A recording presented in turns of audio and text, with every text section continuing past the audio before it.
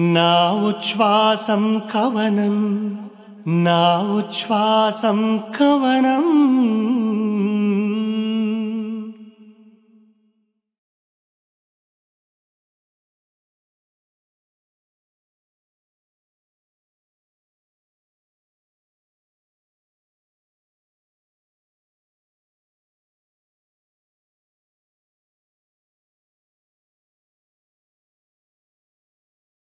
నమస్కారం. శ్రీ డెవలపర్స్ నా ఉచ్ఛ్వాసం కవనం powered by university of silicon Andhra, silicon Andhra Manabadi, delta Srihari Panchatulasi, co sponsored by LIC of India, Pratibha biotech private limited. ఈ కార్యక్రమానికి స్వాగతం. ఈయన పేరులోనూ రాముడే ఉన్నా మన సీతారాముడి వెన్నంటే నడిచిన అస్సలు సిసలు లక్ష్మణుడిన. ఆశయం నుండి అన్నను ఏమాత్రం పక్కకి జరగనివ్వకుండా, అన్న మీద అసలు ఎలాంటి ఒత్తిడి పడనివ్వకుండా, కలలో కూడా కలం మీద ఆయన పట్టును అసలు సడలనివ్వకుండా కంటికి రెప్పలా కాపాడుతూ వచ్చిన ఆయన ఎవరు? సీతారామశాస్త్రి గారితో ఆయనకున్న ఆత్మానుబంధం రక్త సంబంధం కన్నా ఎంత గొప్పది అన్న విషయాన్ని పార్థు గారితో ఆయన జరిపే నేటి సంభాషణ ద్వారా మనము తెలుసుకుందాం. నమస్కారం. నా ఉచ్ఛ్వాసం కవనం కార్యక్రమంలో ఈ సంచికకు మీ అందరికీ సుస్వాగతం. ఇవాళ మనం కలుసుకోబోయే అతిథి నిజంగానే విశిష్ట అతిథి అనే పదానికి నిర్వచనం. సృష్టిలో అన్నదమ్ముల అనుబంధం ఎంతో గొప్పది. ఒక రకంగా చెప్పాలి అంటే తల్లిదండ్రుల కన్నా మన జీవిత కాలంలో మనం మన అన్నదమ్ములతోనే ఎక్కువ కాలం గడుపుతామేమో. అన్నదమ్ముల అనుబంధం అంటే కలిసి నడిచే నమ్మకం, కలిసి చేసే ప్రయాణం. ఈ ప్రయాణంలో మనం పడే ఆరాటం, ఎదుర్కొనే ఆటుపోట్లు, కష్టసుఖాలు, ఇలా ఎన్నో. ఇంతగా బలపడిపోయిన ఈ బంధం ఎప్పుడో అప్పుడు విడిపోక తప్పదు కూడా. సాధారణమైన అన్నదమ్ముల విషయంలో అయితే ఒక కొమ్మ విరిగిపోతే చెట్టు మొత్తం కూలిపోతుందేమో కానీ, అసాధారణమైన అన్నదమ్ముల విషయంలో ఆకులన్నీ రాలిపోయినా, కొమ్మలన్నీ విరిగిపోయినా, చెట్టే నెట్ట నిలువునా కూలిపోయినా, ఆ మట్టి అనే బంధంలో బలంగా పాతుకుపోయిన వేర్లు పచ్చగా వెలిగే మన ఆశని పటిష్టంగా నిలబెట్టి వెళ్ళిపోతాయి. సిరివెన్నెల సీతారామశాస్త్రి గారి కుటుంబం విషయంలో కూడా ఇదే జరిగింది. పడిపోవడం అనేది ఎదగడానికి తొలిమెట్టు అని నమ్మే సిరివెన్నెల గారు తన అన్నగారిని అనుసరిస్తూ అదే మార్గంలో ప్రయాణిస్తున్న ఆయన సొంత రక్తం స్వయాన సోదరుడు శ్రీరామ్ గారు ఈ కార్యక్రమంలో ఇవాల్టి మన విశిష్ట అతిథి. మన సిరివెన్నెల గారి గురించి మనకు తెలియని ఎన్నో విషయాలని మనతో పంచుకోబోతున్న సిరివెన్నెల సీతారామశాస్త్రి గారి సోదరులు చేంబోలు శ్రీరామ శాస్త్రి గారిని సాదరంగా వేదిక మీదకి ఆహ్వానిస్తున్నారు.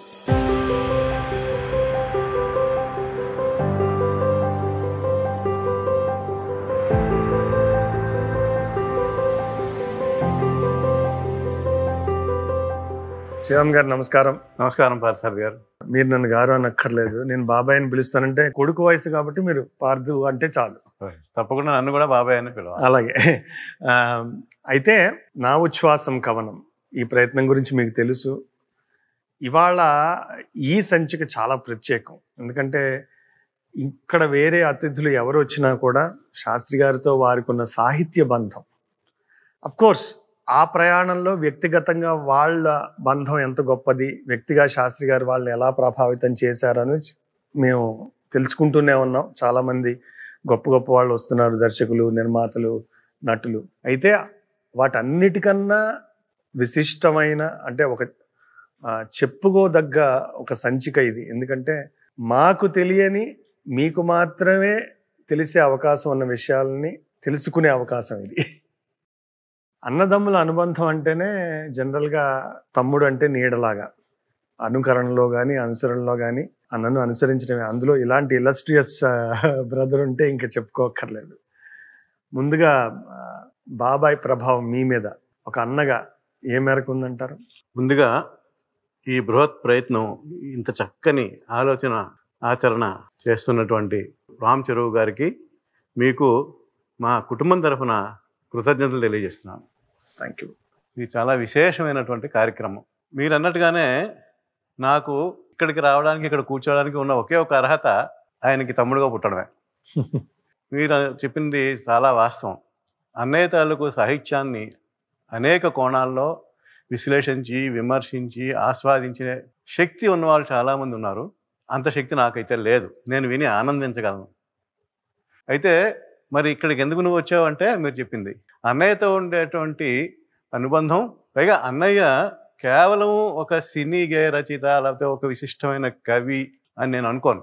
అటువంటి కవులు చాలామంది ఉన్నారు, సినీ గేయ రచనలు చాలా ఉన్నారు, చాలా లబ్ధ ప్రతిష్ఠులైన వారు ఉన్నారు, బాగా కవిత్వాన్ని ప్రజల్లోకి చేర్చిన వారు అనేక మంది ఉన్నారు. కానీ వీరందరికంటే కూడా అన్నయ్యకి సినిమా రంగంలో ఒక పెద్ద ఆయన అనేటువంటి ఒక స్థాయి ఎలా వచ్చింది అంటే అది అయిన వ్యక్తిత్వం.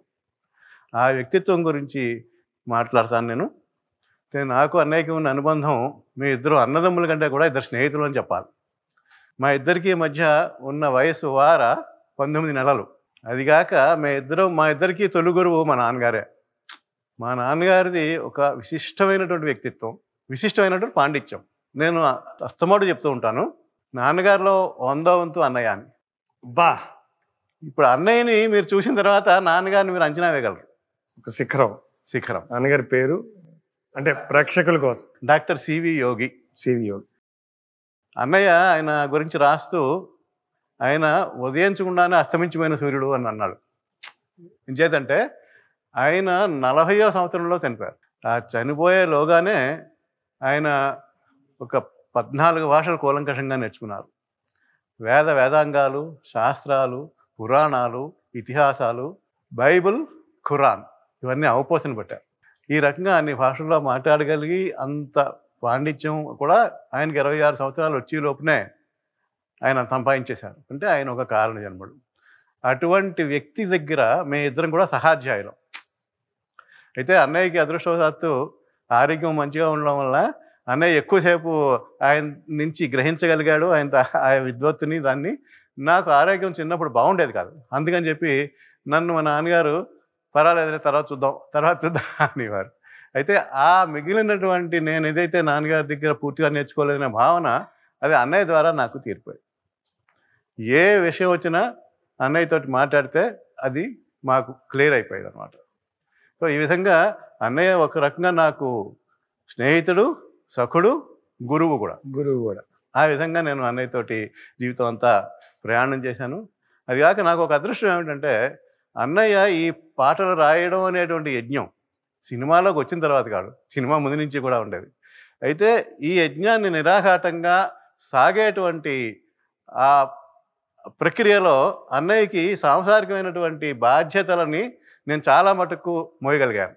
అది నా అదృష్టం. యాక్చువల్గా బాబాయ్ సినిమాకి రాయగలరు, ఈ రంగంలోకి వెళ్ళాలి, రాణిస్తారు అని గుర్తించింది మీరే, వెన్నుతటి ముందుకు తోసింది కూడా మీరేనని బాబాయ్ స్వయంగా చాలా ఇంటర్వ్యూల్లో చెప్పారు. దానికన్నా ముందు అసలు మామూలుగా 12 ఏళ్ల వయసులో వాస్తవంగా పిల్లలంటే ఏదో ఆటపాటల్లో బిజీగా ఉంటారు. ఇక్కడ సీతారామ శాస్త్రి గారి విషయంకి వచ్చేటప్పటికి ఆయన ఆట వదిలేసి పాట అంటే సాహిత్యం మీద, మరి వీటి మీద ఫోకస్ చేయడం వల్ల, అంటే నాకు తెలిసి అదే వయసులో కదా ఆయన తన రచనా వ్యాసంగాన్ని మొదలుపెట్టింది.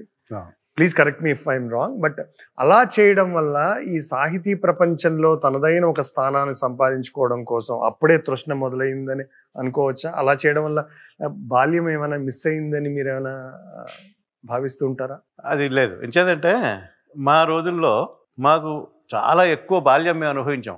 ఇప్పుడు పిల్లల్ని చూస్తే నాకు జాలేస్తుంది. వాళ్ళు ఏ రకమైన బాల్యం అనుభవించట్లేదు. చిన్నప్పటి నుంచి పుస్తకాలు బస్తా మోసుకుంటూ వెళ్ళి రాత్రి వరకు చదువులు, హోంవర్కులు. ఏదో వాళ్ళు చిన్నప్పుడే 9వ క్లాసులో కూడా కాదు, 6వ క్లాసులోనే ఐఐటి ఫౌండేషన్ అని పెడుతున్నారు. అటువంటి పరిస్థితి మాకు ఎప్పుడూ లేదు. అది కాక అన్నయ్య ఏంటంటే ఏకసంతాగ్రాహి. ఒకసారి స్కూల్లో పాఠం విన్నాడంటే మళ్ళీ చదివే పరిస్థితి అవసరమే లేదు. విపరీతంగా ఆటలాడుకునేవాళ్ళం, దెబ్బలాడుకునేవాళ్ళం. నన్ను మా అన్నయ్యని సుందరం తిట్టి ఉంటుంది మా అమ్మ. ఎందుకంటే చాలా స్పర్ధ ఉంటుంది ఇద్దరు అన్నదమ్ముల మధ్య, అంత తక్కువ వయసు వారు వాళ్ళ మధ్య మంచి స్పర్ధ ఉంటుంది. చాలా ఆరోగ్యకరమైనటువంటి ఈ స్పర్ధ అనేటువంటిది ఉంటుంది. ఆ స్పర్ధే తర్వాత మంచి అనుబంధానికి కూడా దారితీస్తుంది. అదే అనుబంధానికి మూల కందం యాక్చువల్లీ. సో అన్నయ్య ఆ విధంగా బాల్యమే మిస్ అవ్వలేదు. అయితే ఏంటంటే అన్నయ్య అందరితోటి ఉండి ఆడుకుంటూ ఉండి కానీ కనబడకుండా ఎవరికి తెలియకుండా ఈ స్నీక్ అవుట్ వెళ్ళిపోయేవాడు, జారిపోయేవాడు. ఎక్కడికి వెళ్ళిపోయాడంటే లక్ష్మీ గ్రంథాలయం అని ఒక గ్రంథాలయం ఉండేది అనకాపల్లిలో. ఆ గ్రంథాలయంలో అన్ని పుస్తకాలు చదివిన ఒకే వ్యక్తి అన్నయ్య. ఎప్పుడు ఆయన 8వ క్లాసు చదువుతున్న రోజుల్లో 8 నుంచి 10 లోపుని అన్ని పుస్తకాలు చదివేశాడు. అంటే అందులో డిటెక్టివ్ నవలు ఉండేవి, మామూలు నవలు ఉండేవి, చందమామలు ఉండేవి, గ్రంథాలు, రామాయణ మహాభారతాలు ఉండేవి, అన్నీ చదివేశాడు. అది ఆ పఠనాశక్తి, ముఖ్యంగా మొట్టమొదటి నుంచి కూడా పఠనాశక్తి, ఏకసంతాగ్రాహిత్యం, తర్వాత ఆ చదువునిది అతనికి నచ్చితే మాత్రం, అన్నయ్యకి నచ్చితే మాత్రం కంప్లీట్గా ఫోటోగ్రాఫిక్ మెమరీలా ప్రింట్ అయిపోయారు. ఇది మా నాన్నగారి దగ్గర నుంచి ఆయనకు వచ్చినటువంటి ఒక అద్భుతమైనటువంటి వరం. మా నాన్నగారు కూడా అలాగే ఉండేవారు. అందుకని అన్ని పుస్తకాలు చదివేవారు. నేనున్నాను అనుకోండి, ఒక పుస్తకం చదవాలంటే కష్టపడి రోజుకి 2 గంటల చొప్పున చదివితే ఒక వారం పడుతుంది. ఆయనకు ఒక రోజు పట్టేది. ఎంతలా అంటే ఆ పుస్తకం కంప్లీట్ అయిపోయే వరకు అన్నం కూడా తినేవాడు కాదు. అదే లక్షణం మా నాన్నగారికి ఉండేది. ఆయన రాత్రి పగలు కూడా చదివేసేవారు. నిజంటే ఆయన రష్యన్ నేర్చుకోవాలనుకున్నారు. నేర్చుకోవాలంటే ఎలా నేర్చుకోవాలి? కొన్ని పుస్తకాలు తెప్పించారు. ఒక డిక్షనరీ, 2 పుస్తకాలు రష్యా నుంచి తెప్పించుకున్నారు. తెప్పించుకుని ఒక 15 రోజులు అన్నము లేదు, స్నానము లేదు, నీరు ఏమీ లేదు, నిద్ర లేదు. ఆ 15 రోజుల్లో ఒక స్థాయికి రష్యాలో వచ్చేలాగా నేర్చుకున్నారు నాన్నగారు అండి. అటువంటి రాక్షసత్వం, రాక్షసులు అని వారు ఆయన్ని అటువంటి నచ్చలోని అన్నయ్యలో కూడా గమనించారు. కాబట్టి బాల్యం పోగొట్టుకోకుండానే అన్నయ్య ఈ కవితా వ్యాసంగాన్ని, ఈ సాహిత్య వ్యాసంగాన్ని ఆయన కొనసాగించగలిగాడు. చాలా బాగుంది. అయితే ఈ ఇందాక నేను చెప్పినట్టుగా ఆయనలో ఈ ప్రతిభని గుర్తించి నువ్వు చెన్నై వెళ్తే బాగుంటుంది, సినిమా రంగంలో అడుగు పెడితే బాగుంటుంది అని ప్రోత్సహించి మీరే అని చెప్తారు ఆయన. అయితే అప్పుడు టెలిఫోన్స్లో పనిచేసేవారు, ఒక మంచి ప్రభుత్వ ఉద్యోగం. నేను కూడా అప్పటి నుంచే తెలుసు వారికి. సో కాకినాడలో మరి ఆ రోజుల్లో మనకి ఏమున్నా లేకపోయినా ఒక గవర్నమెంట్ జాబ్ ఉంటే అందులో ఒక మిడిల్ క్లాస్ ఫ్యామిలీకి ఒక పెద్ద వరం, జీవితం సెటిల్ అయిపోయినట్టు అనే నమ్మకం. అలాంటి స్థిరమైన ఒక ఉద్యోగాన్ని వదిలేసి అస్థిరత్వానికి మారిపోయినటువంటి సినిమా ఇండస్ట్రీకి పంపించడంలో మీ ధైర్యం ఏంటి? మరి కుటుంబ పరిస్థితులు ఇబ్బంది పడతారు, దెబ్బతింటాయని మీకు ఎప్పుడు అనిపించలేదా? దీని గురించి నేను నేపథ్యం చెప్పాలి. అన్నయ్య నేను కూడా చిన్నప్పటి నుంచి ఆర్ఎస్ఎస్లో పెరిగాం, సంఘస్థాన్. సంఘంలో అన్నయ్య అంటే ఇంకా 10th క్లాస్ కూడా చేరకముందే సంఘానికి కావాల్సినటువంటి దేశభక్తి గీతాలు రాసేవాడు, అవి పాడేవాడు. ఒకసారి ఒక స్వాతంత్ర దినోత్సవం నాడు ఒక రాసిన పాట చూసి, అన్నయ్య నువ్వు ఇది కవిత్వం బాగా రాస్తున్నావు అన్న. అప్పటి వరకు అన్నయ్యకి కవిత్వం అంటే కూడా ఏమీ తెలియదు అని చెప్తూ ఉంటాడు. అవునరా ఇది కవిత్వం అంటావా ఇది అన్నాడు నాతో. ఆ విధంగా ఆయన్ని కవిగా నేనే గుర్తించాను అని చెప్పి చాలాసార్లు అన్నయ్య చెప్తూ ఉంటాడు. అది ఆయన గొప్పతనం అనుకోండి. అయితే ఈ సంఘ బ్యాక్గ్రౌండ్లో అన్నయ్య యొక్క ప్రతిభని అంత చిన్న వయసులోనే ఇంత ఒక చిన్న మర్రి విత్తనాల్లో ఒక మర్రి వృక్షాన్ని దర్శించినట్టుగా దర్శించింది సత్యారావు మాస్టర్. సత్యారావు మాస్టర్కి అవ్యాజమైనటువంటి అనురాగం అన్నయ్య అంటే. ఆయన సొంతంగా ఇద్దరు పిల్లలు, వారిద్దరితోటే ఒకసారి వచ్చినప్పుడు వాళ్ళు అడిగారు పిల్లలు సరదాగా, అంటే వాళ్ళిద్దరు కూడా అన్నయ్యని బాబాయ్, నన్ను అందరినీ కూడా బాబాయ్ అంటారు, మా ఇంట్లో సభ్యులే. సత్యారావు మాస్టర్ గారి దగ్గర ఎలా చదువుకున్నారా మీరు? దాని నేపథ్యం అంటే ఆ సత్యారావు మాస్టారు మా నాన్నగారు ఒక ట్యూటోరియల్ కాలేజీలో కలీగ్స్. మా నాన్నగారు ఉన్నవాళ్ళు అందరిలోకి పెద్ద ఆయన, ఈయన ఉన్నవాళ్ళు అందరిలోకి చిన్న ఆయన. ఆయన 16వ సంవత్సరం ఎస్ఎల్సి నుంచి ఆయన మాస్టర్గా ముద్రపడిపోయారు. ఓకే. నాన్నగారు కూడా సంఘ నేపథ్యం ఉండేది. అందుకని సంఘంలో అన్నిటికంటే ముఖ్యమైనటువంటిది ఒక రకమైన అనుశాసనం అలవాటు అవ్వాలి పిల్లలకి. తర్వాత కలిసి గడపడం, తోటి వ్యక్తులతో కలిసి ఉండడము, తర్వాత దేశభక్తి, ఈ 3 విషయాలు పిల్లలకి చాలా అవసరము. అవి వాళ్ళలో ఇన్కల్కేట్ చేయడానికి నాకు సమయం సరిపోదని నాన్నగారు భావించి మాస్టర్ని పిలిచి రిక్వెస్ట్ చేశారు, మీరు మా పిల్లలిద్దరినీ విధిగా రోజు నిత్య సంఘ శాఖకి తీసుకెళ్ళాలి. ఆయన కోరడము, ఆయన సంతోషంగా ఒప్పుకోవడం. ఆయన విపరీతంగా పిచ్చిలా పనిచేసేవారు సంఘం గురించి, ఆర్ఎస్ఎస్ గురించి.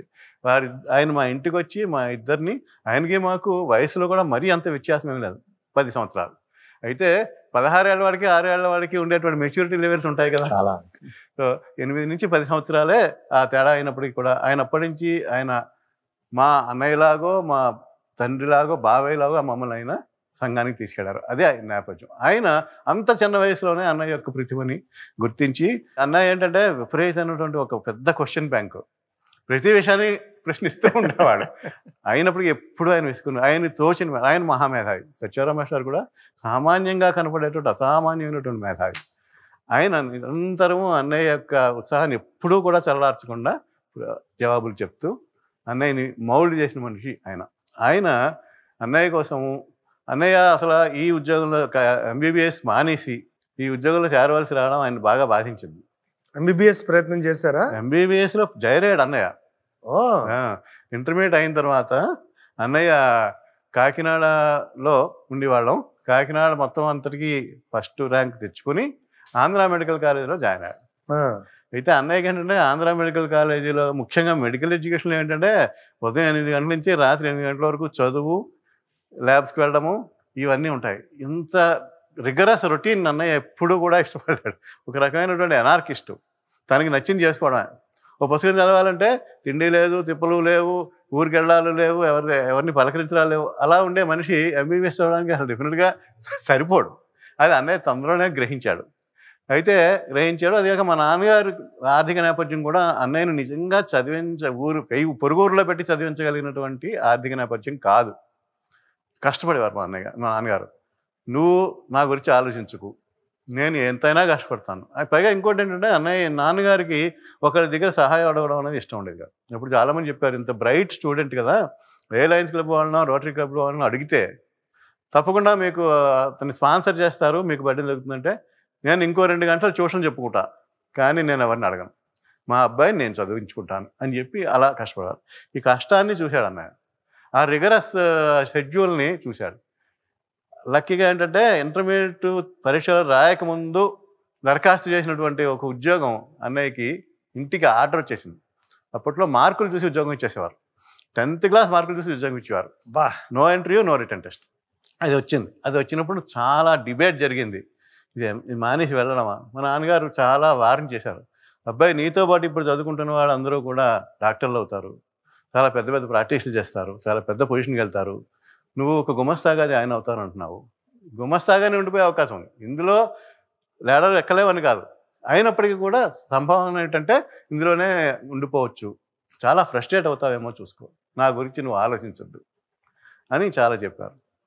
చెప్పి మళ్ళీ ఇటువైపు ఉంటే ఎలా చేయొచ్చు. ఎంబీబీఎస్లో పూర్తి చేసినప్పటికీ కూడా మా నాన్నగారు అంటూ ఉండారు, ఓ పెద్ద కారు పొచ్చుకోక బంగ్లా ఉంటే తప్ప ఆ ఎంబీబీఎస్ వాడు కూడా అంత పెద్ద ప్రాక్టీస్ ఏం చేయలేడు. అది కూడా చెప్పారు. ఈ విధంగా చెప్పి నువ్వు ఆలోచించుకో, పూర్తిగా నిర్ణయం నీది అని చెప్తే అన్నయ్య చాలా రోజులు మసన పడిన తర్వాత లేదు నేను మానేస్తున్నానని చెప్పి మానేసి ఉద్యోగంలో జాయిన్ అయ్యాడు. అలా జాయిన్ అయ్యారు. టెలిఫోన్లో జాయిన్ అయ్యాడు. 1974లో జాయిన్ అయ్యాడు. 1973లో ఇప్పుడు చేసినటువంటి దరఖాస్తు ద్వారా వచ్చినటువంటి ఉద్యోగం 74 మార్కు. అంటే ఒక 9 నెలల పాటు అన్నయ్య హాస్టల్లో ఉండి తర్వాత వేరే రూమ్ హాస్టల్లో ఉండలేక అన్నయ్యకి చాలా చిన్నపిల్లాడు, ఆవేశవరుడు. వాళ్ళు ర్యాగింగ్ చేస్తూ ఉంటే సీనియర్స్ వాళ్ళని విపరీతంగా క్వశ్చన్ చేసి వాళ్ళతో వాదిస్తే వాళ్ళు ర్యాగింగ్ మరింత ఎక్కువ చేస్తే అప్పుడు హాస్టల్ మానేసి మళ్ళా ఒక రూము. ఇదంతా గందరగోళం అయిపోయింది. 9 నెలల పాటు డాక్టర్ అయ్యే ప్రయత్నం ఇదంతా. డాక్టర్ చేరాడు. ఏదో మీ అదృష్టం మా అదృష్టం బాగుంది. ఆయన్ని శరీరాలని బాగు చేసే డాక్టర్ కన్నా మనుషుల్ని బాగు చేసే డాక్టర్గా అయ్యారు కదా. అయ్యాడు. ఇంకో విశేషం అంటే అదే కాలేజీలో ఒక వక్తగా వెళ్ళాడు అన్నయ్య తర్వాత రోజుల్లో ఆంధ్ర మెడికల్ కాలేజ్ విశాఖపట్నంలో. సో ఆ విధమైనటువంటి ఫేట్ ఇలాగా తీసుకొచ్చింది. సడన్గా 77 జనవరిలో మా నాన్నగారు చనిపోయారు. దాంతో అది పెద్ద అశనిపాతం మా కుటుంబానికి. మేము ఆల్మోస్ట్ రోడ్డు మీదకి వచ్చేసాం. ఆ టైంలో అన్నయ్యకి ఉద్యోగం ఉండడం మాకు ఒక రకమైన వరం అయింది. నేను కూడా వెంటనే, నేను ఫైనల్ ఇయర్ బిఏలో ఉండేవాడిని, నేను కూడా వెంటనే అందుకొని 100 రూపాయలు 150 రూపాయలు నెలకి సంపాదించి కుటుంబాన్ని మేము 5 సంవత్సరాల్లో పూర్తిగా సెటిల్ చేయగలిగాం. అప్పటికి అయితే నా 77 నుంచి 85 వరకు ఒక రకమైనటువంటి అంధకార యుగం అన్నయ్య జీవితంలో, అంధకార పీరియడ్. ఏమిటంటే విపరీతమైన ఫ్రస్ట్రేషన్ ఉండేది. ఆ నెల రోజుల్లో ఆయన టెలికాంలో చేసే ఉద్యోగం ఆయన 3 రోజుల్లో చేసేవాడు. మిగిలినంతా ఏం చేయాలి, అక్కడికి వెళ్ళి ఏం కూర్చోవాలి. అదే సమయంలో అద్భుతమైన కవిత్వం కూడా వచ్చినటువంటి టైం కూడా అదే. ఇప్పుడు 85లో అన్నయ్య అనకాపల్లి ట్రాన్స్ఫర్ అయ్యాడు. నేను కూడా రాంచీలో ఉండేవాడిని. అనకాపల్లి 82లో వచ్చేసి 83లో అన్నయ్యని కూడా మళ్ళీ కాకినాడ నుంచి అనకాపల్లి రప్పించేసి కలిసి ఉండేవాళ్ళం. ఆ టైంలో ఈ మ్యాష్ గారు నిరంతరం ప్రయత్నం చేస్తూ ఉండేవారు. ఎవరో చిన్నవాడు నేను ఒక 10% స్టేక్ సినిమాలో పెట్టానని మ్యాష్ గారికి తెలిస్తే వాడి దగ్గరికి వెళ్ళి నించుని మా వాడి చేత పాట రాయించండి, మా వాడు పాట రాస్తే ఎలా ఉంటుందో మీరు ఊహించలేరు, ఇలా చెప్తూ ఉండేవారు. అలా ఎంతో తిరిగేవారు. అన్నయ్య అనేవాడు, ఏంటి వేశారు ప్రతివాడిని అలా దేవుడిస్తారు అనేవాడు. కాదురా, బ్రేక్ రావాలి, బ్రేక్ రావాలంటే మనం ఇవన్నీ చేయాలి, తప్పకుండా చేయాలి అంటూ ఆ విధంగా పూర్తిగా అన్నయ్య సినిమాలోకి రావడానికి ఆ సంకల్పించింది మాత్రం హెచ్ఆర్ రామకృష్ణ. అంత గొప్ప విషయం కదండి. చాలా గొప్ప. అంటే ఒక మనిషి తనకు రక్త సంబంధం కూడా కానీ ఒక మనిషిలో ఒక టాలెంట్ ని గుర్తించి ఆయన గురించి వేరే వాళ్ళ దగ్గరికి వెళ్ళి యాచించి అన్ని రకాల ప్రయత్నాలు చేయడం మహా తప్పించారు ఇంకెంత అంతా కాదు. అందుకనే అన్నయ్య అంటే ఇప్పుడు అన్నయ్యకి విశ్వనాథ్ గారు ఏ విధంగా ఒక జన్మనిచ్చారో అంతకంటే ముందు వేరే జన్మనిచ్చింది మాస్టర్.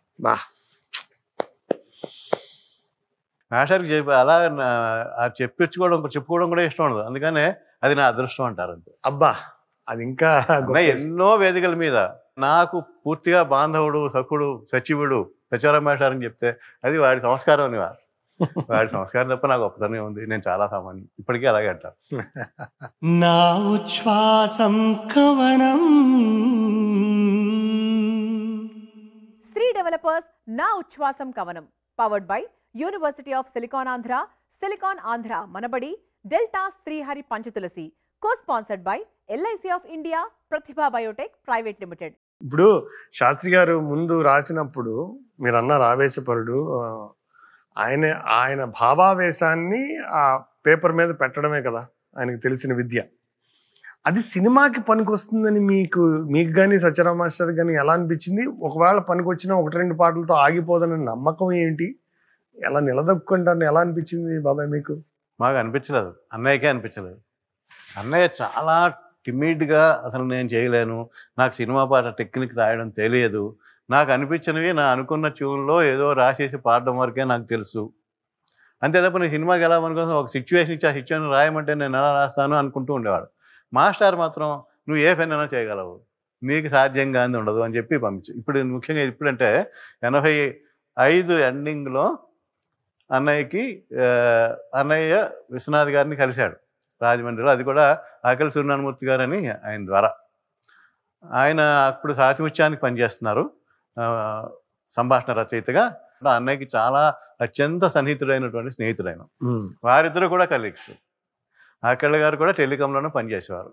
వారు అన్నయ్య గురించి విశ్వనాథ్ గారు చెప్పారు. విశ్వనాథ్ గారు ఒక కొత్త కవిని, రచయితని సినిమా రంగానికి పరిచయం చేయాలి అనేటువంటి ఆలోచనలో ఉన్నప్పుడు, ఇలాగా మా స్నేహితుడు ఉన్నాడు, అద్భుతమైనటువంటి కవి, మీరు ఒకసారి ఆయన్ని వింటే ఎట్టి పరిస్థితుల్లోనూ ఆయన్ని మీరు వెనక్కి వదులుకోరు అని చెప్తే ఆయన రాజమండ్రిలో ఏదో షూటింగ్ కోసం వచ్చినప్పుడు సరే ఆయన పాటలన్నీ ఒక క్యాసెట్లో రికార్డ్ చేసి నాకు ఇమ్మని చెప్పండి, నేను వింటాను అని చెప్పారు.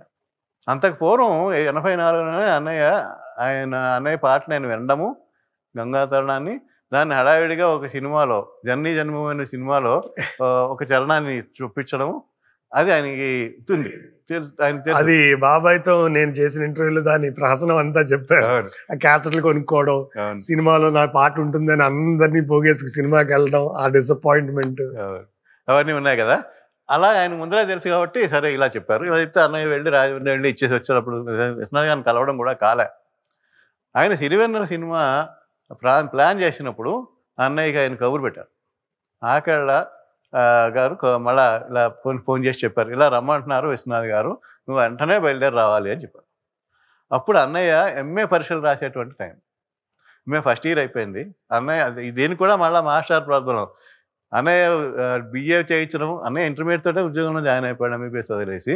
అప్పటి నుంచి బిఏ చేయించడానికి ఒక పెద్ద యజ్ఞం చేశారు మాస్టర్.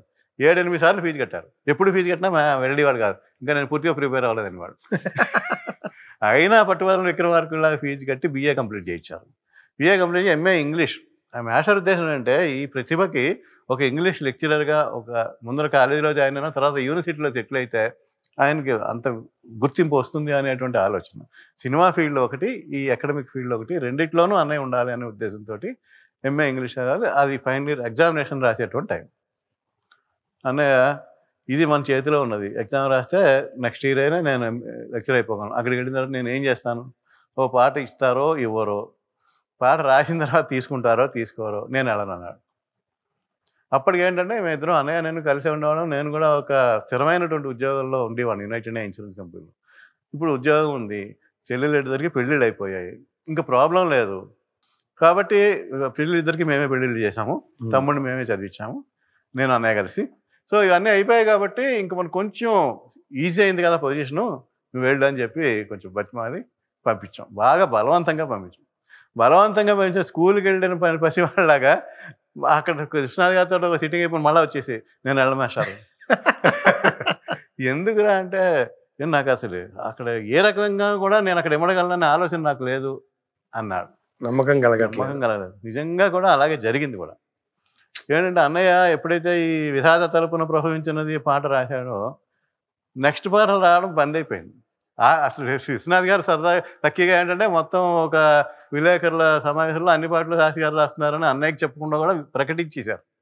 అప్పటి వరకు ఎన్ష్యూర్ అయింది తప్ప మిగిలిన సినిమాలు ఎలా వస్తాయి, అందరూ కూడా అన్నయ్య ఒక పెద్ద పంచి లాల్చి కట్టుకుని ఒక పిల్లకు పెట్టుకున్న పండితుడు అనేవారు. ఈయన దగ్గర ఈ కుర్రాడా ఈ కుర్రాడు అక్కడ ఉంటారు కదా అలా ఉండేది. పైగా ఈయన్ని ఇంత పెద్ద పండితుడిని మనం ఒక డ్యూయట్ రాయండి, ఒక అల్లరి చిల్లర పాట రాయండి నేను ఎలా అడుగుతాం అని చెప్పి నమస్కారం పెట్టి వెళ్ళిపోయేవారు. ఇప్పుడు మధ్యలో మీకు అడ్డొస్తున్నాను అనుకోకండి.